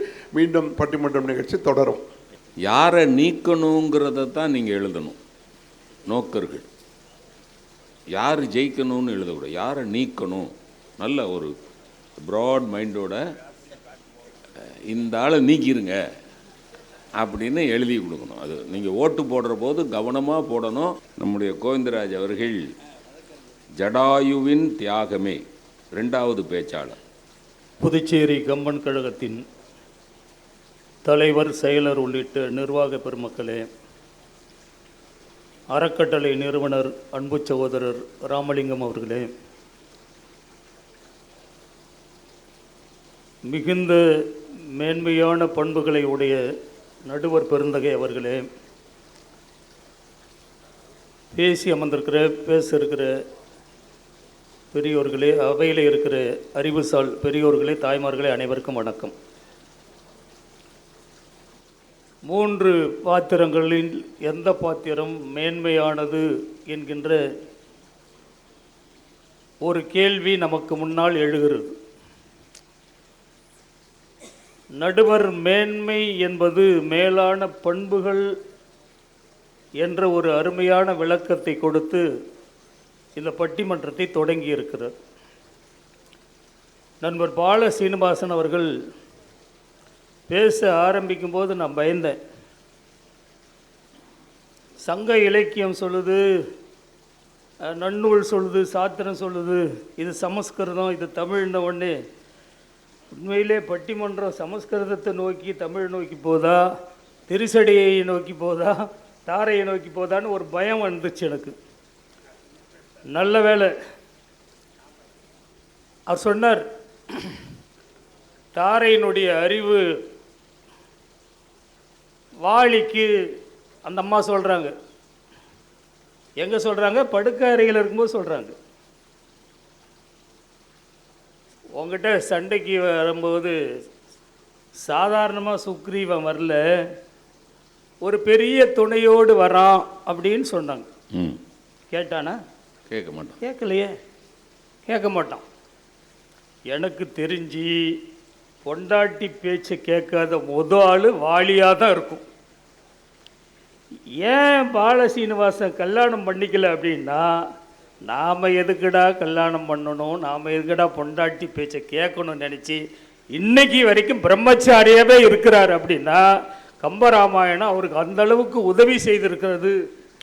அதனால தான் பால சீனிவாசன், அதனால தான் அவர் பால சீனிவாசன். சரி சரி சரி சரி. அம்மா டாக்டர் அம்மா வந்தாங்க, திருசடையை பற்றி நிறைய சொன்னாங்க. சொன்னாங்க, தாய் போல் அம்மா மாதிரி இருந்து ஆறுதல் சொன்னால், உதவி செஞ்சா கம்பர் வந்து தாய் என்று குறிப்பிட்டிருக்கிறார் அப்படின்னு சொன்னாங்க. திருசடையை மட்டும் தாயின்னு சொல்லலை கம்பர், குகனையும் சொல்றார், ஏன் தசரதனையும் சொல்றாரு, எல்லாரையும் சொல்றாரு. அதை நீங்க சொல்லட்டும்ன்றதுக்காக தான் நான் காத்திருந்தேன். ஏன்னா பல வேளை பேச்சாளர்களை விட நடுவர் சொல்வது தான் நல்லது என்று அவையில் இருக்கிறவர்களுக்கு தெரியும். நீங்க ஒரு பாத்திரத்தை பார்க்கும்போது அந்த பண்பிலே எது உயர்ந்தது என்பதைத்தான் நாம் சிந்திக்க வேண்டும். நட்பு எல்லாருக்கும் கிடைக்கும், யாருக்கும் கிடைக்காத பெரிய விஷயம் இல்லை அது. ஒரு பையன் வீட்டில் ஏதோ ஒரு கவலையாக இருக்கிறான், இன்னொருத்த முறை என்னடா மச்சி கவலையாக இருக்கிற, எங்கள் அப்பா திட்டுட்டா. இதெல்லாம் சாதாரணண்டா, உங்கள் அம்மா எத்தினார உங்கள் அம்மாவை திட்டிருப்பார், அப்போல்லாம் அவர் வருத்தப்பட்டிருக்கிறாரு. இல்லை, டேக் இட் ஈஸி, சரி வாடா சமாதானம் ஆகிவிடுவோம். ஒரு மனைவி கணவன் நல்லா இருக்கணும்னு நினைக்கிறது எல்லா குடும்பத்திலும் நடக்கிறது தான். இந்த பண்புகளை எல்லாம் ஒரு உயர்ந்த நிலையிலே வைத்து பார்ப்பது என்பது அதைவிடவும் சிறந்ததாகவே வச்சுக்குவோம். தாரையினுடைய மதிநுட்பம் சிறந்தது தான், திரிசடனுடைய தோழமை சிறந்தது தான். ஆனால் இது இரண்டை விட எது சிறந்தது என்று சொன்னால் தன்னலம் கருதாத அன்பு ஒன்றுதான் இந்த உலகத்தில் சிறந்தது என்பதை நிரூபிக்க வந்த பாத்திரம் ஜடாயு மட்டும்தான் என்பதை சபை புரிந்து கொள்ள வேண்டும். அவனுக்கு என்ன அவசியம் இருக்கு? கம்பரே சொல்றார், ஜடாயுவை அறிமுகப்படுத்தும் போது கம்பன் பேசுறான். எப்படிப்பட்டவன் ஜடாயு தெரியுமா? உள்ளம் தூயவனா. அவனுக்கு உள்ளமும் வெளியேயும் தூயவனா இருக்கிறான், உள்ளுக்குள்ளும் தூயவனா இருக்கிறான், மிக சிறந்த மதிநுட்பம் வாய்ந்தவனாக இருக்கிறான். அவன் சொல்லாத ஒரு விஷயம், தயரதனுக்கு உற்ற தோழனாக இருக்கிறான். இல்லை தனித்தனியாக பிரிச்சே பார்க்க வேணாம். திரிசடை நட்பும் இங்கே இருக்கு, தாரையினுடைய மதிநுட்பமும் இங்கே இருக்குது. கவி சக்கரவர்த்தி ரொம்ப அழகாக காட்டில் ராமனும் லக்ஷ்மணனும் ஜடாயுவை பார்க்கும்போது ஒரு மலை விரிந்து கிடந்தால் எப்படி இருக்குமோ அப்படி ஜடாயுனுடைய தோற்றம் இருக்குதான். அப்போ கம்பன் சொல்கிறான், இவன் எப்பேற்பட்டவன் தெரியுமா? மிக அற்புதமான ஒரு பாடல்ல அவனுடைய உயர்ந்த பண்புகளை சொல்கிறான். தூய்மையன், இருங்கலை துணிந்த வேள்வியன், வாய்மையன், மறு இளன் மதியின் கூர்மையன், ஆய்மையில் மந்திரத்து அறிங்கன் ஆமென சேமையின் நோக்குது சிறுகணான் தனை சொல்றான். இந்த சின்ன கண்ணால் அவ்வளோ தூரம் பார்க்குறானா. கம்பன் சொல்றான், ஒரு டெலஸ்கோப்பை வச்சு எப்படி வானத்தில் இருக்கிற நட்சத்திரத்தை பார்க்க முடியுமோ அந்த மாதிரி தொலைநோக்கு சிந்தனை உள்ள ஒரு பாத்திரம் ஜடாயுதான் என்பதை கவி சக்கரவர்த்தி மிக அழகாக அவனை அறிமுகப்படுத்தும் போதே பேசுகிறான். எங்கள் அணித்தலைவர் ரொம்ப அருமையாக பேசினார். ஜடாயுனுடைய உயர்ந்த பண்புகள் எது அப்படின்னா, ராமனையும் இலக்குவனையும் பார்த்து நீங்கள் யாருப்பா, எதுக்கு இங்கே வந்திருக்கிறீங்க அப்படின் போது நாங்கள் தசரதனுடைய பிள்ளைங்க அப்படின்னு. அப்படியா, எப்படி இருக்கிறான் தயரதன்? உடனே சொல்கிறான், அவர் இறந்து போயிட்டார். ஐயோ தசரதன் இறந்துட்டானா? எல்லாரும் அப்படி தானே விசாரிப்போம். யாராவது வீட்டில் இறந்து போயிட்டாருன்னா சொல்லுவோம், ஐயோ அவர் போயிட்டாரா? உறவுக்கு பொருந்தும். ஆனால் இங்கே பாருங்கள், எவ்வளோ பெரிய தோழமை, எவ்வளோ பெரிய மதிநுட்பம். அவன் சொல்கிறான், தயரதன் இறந்து விட்டானா? என் உயிர் நண்பனாச்சே. சம்பரன் வதத்தில் நான் அவனோட உதவி செய்தப்போ அவன் சொன்னான், ஜடாயு நீ வேற அல்ல, தசரதன் நான் வேற அல்ல, நாம் ரெண்டு பேரும் உடம்புல வேறு வேறு இருந்தாலும் உயிரில் ஒன்றாக இருக்கிறோம் அப்படின்னு சொன்னானே. அப்படிப்பட்ட அந்த உயிரினையே என்னுடைய தோழனை அந்த கூறுகட்ட அறிவுகட்ட யமன் என்ன பண்ணான் அப்படின்னா, உயிர் இங்கே இருக்க உடம்பை எடுத்துன்னு போயிட்டானே அப்படின்னு புலம்பன பாருங்க. இங்கே தான் ஜடாயு என்கின்ற பாத்திரம் மேல்நிலையில் இருக்கிறது என்பதை நீங்கள் சிந்தித்து பார்க்க வேண்டும். பின்னாடி பாருங்க, இவர் சொன்னார், எங்கள் அணித்தலைவர் தத்துவம் சொன்னான் அப்படின்னு. யாருக்கு சொன்னான்? ராவணனுக்கே சொல்கிறான். நடுவர் அவர்களே, ஒரு செய்தியை நீங்கள் உள்வாங்கணும். வீடனனுக்கு முன்னால், கும்பகர்ணனுக்கு முன்னால் சீதையை கவர்ந்தது குற்றம் என்று சொன்னவன் ஜடாயு என்பதை நீங்கள் உணர்ந்து பார்க்க வேண்டும். என்ன சொல்றான்? உலகத்துக்கே தாய் மாதிரி இருக்கக்கூடிய சீதா பிராட்டி மலையாடா நீ ஆசை வச்ச, நீ அழிவ, உன் குலம் அழியும், உன் சுற்றம் அழியும் என்று சொன்னல்ல. சிட்டர் செயல் செய்திலை குலச்சிறுமை செய்தாய். யார் சொன்னது? கும்பகர்ணன் சொன்னான். எப்ப சொன்னான்? பின்னாடி சொன்னான். ஆனா இதை முன்னமே சொன்னது யார் அப்படின்னு சொன்னா, கம்பன் முன்ன சொன்ன பாருங்க, ஒரு தொலைநோக்கு சிந்தனையாளன். அப்பேற்பட்ட அறிவு ஞானம் பெற்றவன் ஜடாயு என்பதை நீங்கள் புரிந்து கொள்ள வேண்டும். இரண்டு செய்திகளை மட்டும் நான் சொல்லிடுறேன் சுருக்கமா. காப்பியம் முழுமையும் தாரையை பற்றியோ திரிசடையை பற்றியோ கம்பன் எங்கும் பேசவில்லை. ஜடாயு மரணத்துக்கு பின் வாலி வதைப்படலத்தில் ராமனும் வாலியும் பேசுகிறாங்க. அப்படி பேசும்போது சொல்கிறான், ராமா மனமுறையில் எங்களுக்கு கிடையாது, நான் ஒரு விலங்கு, நான் ஒரு விலங்குப்பா, என்கிட்ட போய் இப்படியெல்லாம் அறம் பேசுறியே அப்படின்னு சொல்லி வாலி கேட்கும்போது சொன்னான், என்னை எவ்வளவு கேள்விடா கேட்ட நீ, பகுத்தறிவு சிந்தனையாளம் போது கேட்டு கேள்வியா என்னை தொலைச்ச, நீயாடா விலங்கு? நீ மட்டும் இல்லை, இன்னொன்று சொல்லட்டுமா, கஜேந்திரன் என்கின்ற யானை தண்ணியில் இருக்கும்போது முதல்ல அது காலை பிடிச்சிச்சு, ஆதி மூலமே அப்படின்னு அந்த யானை கூப்பிடும்போது மகாவிஷ்ணு தன்னுடைய சக்கரத்தை அனுப்பி அந்த யானையை காப்பாற்றினா அதை விலங்குன்னு சொல்லலாமா? அதை போல எந்த தன்னலமும் இல்லாமல் சீதையை ராவணன் சிறையெடுக்கும் போது உயிர் துறந்தானே ஜடாயு, அவனை போய் நீ விலங்கு என்று பேசுவாயா என்று கேட்டான் பாருங்க. இந்த இடத்துல தான் ராமனுடைய அந்த கூற்றின் மூலம் உயர்ந்து நிற்கிறான் ஜடாயு. இன்னும் ஒன்று, போர் நடக்குது, மகுடபங்க படலம், சுக்ரீவன் போகிறான், ராமனே எதிர்பார்க்காதப்போ சுக்ரீவன் போய் ராவணங்கிட்ட சண்டை போடுறான், அவன் மணிமுடியை பிடிங்கின்னு வரான், எல்லாம் செய்கிறான். உடனே ராமன் சொன்னான், என்னப்பா இப்படி செஞ்சுட்டே, நீ உன்னை எதிர்பார்த்து எவ்வளவு நேரம் காத்திருந்த, திடீர்னு போயிட்டியே, என்னை பயமுறுத்திட்டே அப்படின்னு சொல்லும்போது அப்படி ஆற தழுவுறான். அப்போ சுக்ரீவன் சொல்கிறான், சார் மிக அற்புதமான வார்த்தை, நான் என்ன சார் பெருசாக செஞ்சுட்டேன், என்ன செஞ்சுட்டேன்னு என்னை பாராட்டுறீங்க? காட்டில் ஜடாயு தன்னலம் இல்லாமல் உயிர் துறந்தான், அதையா நான் செஞ்சேன்? நாட்டில் குகன் உனக்கு கைமாறு செஞ்சான், அதையா நான் செஞ்சேன்? நான் என்ன செஞ்சிருக்கணும்? போனல அவன் 10 தலையும் கொண்டு வந்து காலடியில் போட்டுருந்தா உன்னுடைய பாராட்டு எனக்கு போதும். இந்த செய்தி யார் சொல்றது? சுக்ரீவன் சொல்றான். எந்த ஒரு பாத்திரம் உயர்நிலையில் இருக்கிறதோ அந்த பாத்திரம் மட்டும்தான் காப்பியம் முழுக்க பேசப்படும் என்பதற்கு ஜடாயு ஒரு உதாரணம். அதை சுக்ரீவன் சுட்டி காட்டினான் என்பது ஜடாயுனுடைய ஒரு மேன்மைக்கு காரணம்.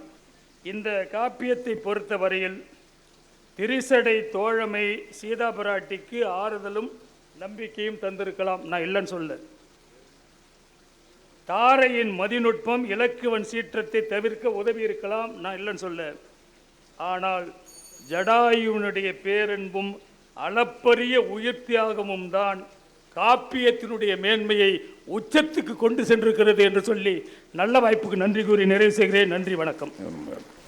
இந்த ஒரே பாத்திரத்துக்குள்ளே அந்த 3 வேல்யூஸையும் கொண்டு வந்துட்டு, ஜடாயு தோழமை, ஜடாயு மதிநுட்பம், எக்ஸ்ட்ராவா தியாகம். அப்போ எங்கள் கட்சி தானே வலுவாக இருக்குது அப்படின்னு கோவிந்தராஜ் அவர்கள் ரொம்ப அருமையாக பேசிக்கிறார். உயிரை விடுறதுங்கிறது பெரிய விஷயம் இல்லை, உயிரை விடுறவனெல்லாம் பெரியவனும் இல்லை. ஆனால் என்ன நோக்கத்துக்காக உயிரை விடுறான் அப்படிங்கிறது தான் ரொம்ப முக்கியம். ஒரு கற்பரசியை காப்பதற்காக போராட்டத்தில் உயிரை விடுகிறான், அதனால் அதுதான் மேன்மையான குணம். அந்த மேன்மையைத்தான் காப்பியம் பாராட்டுகிறது என்று கோவிந்தராஜ் ஐயா அவர்கள் மிக அருமையாக பேசியிருக்கிறார்கள். உங்கள் சத்யாவில் இப்பொழுது ஆடி அதிரடி தள்ளுபடி.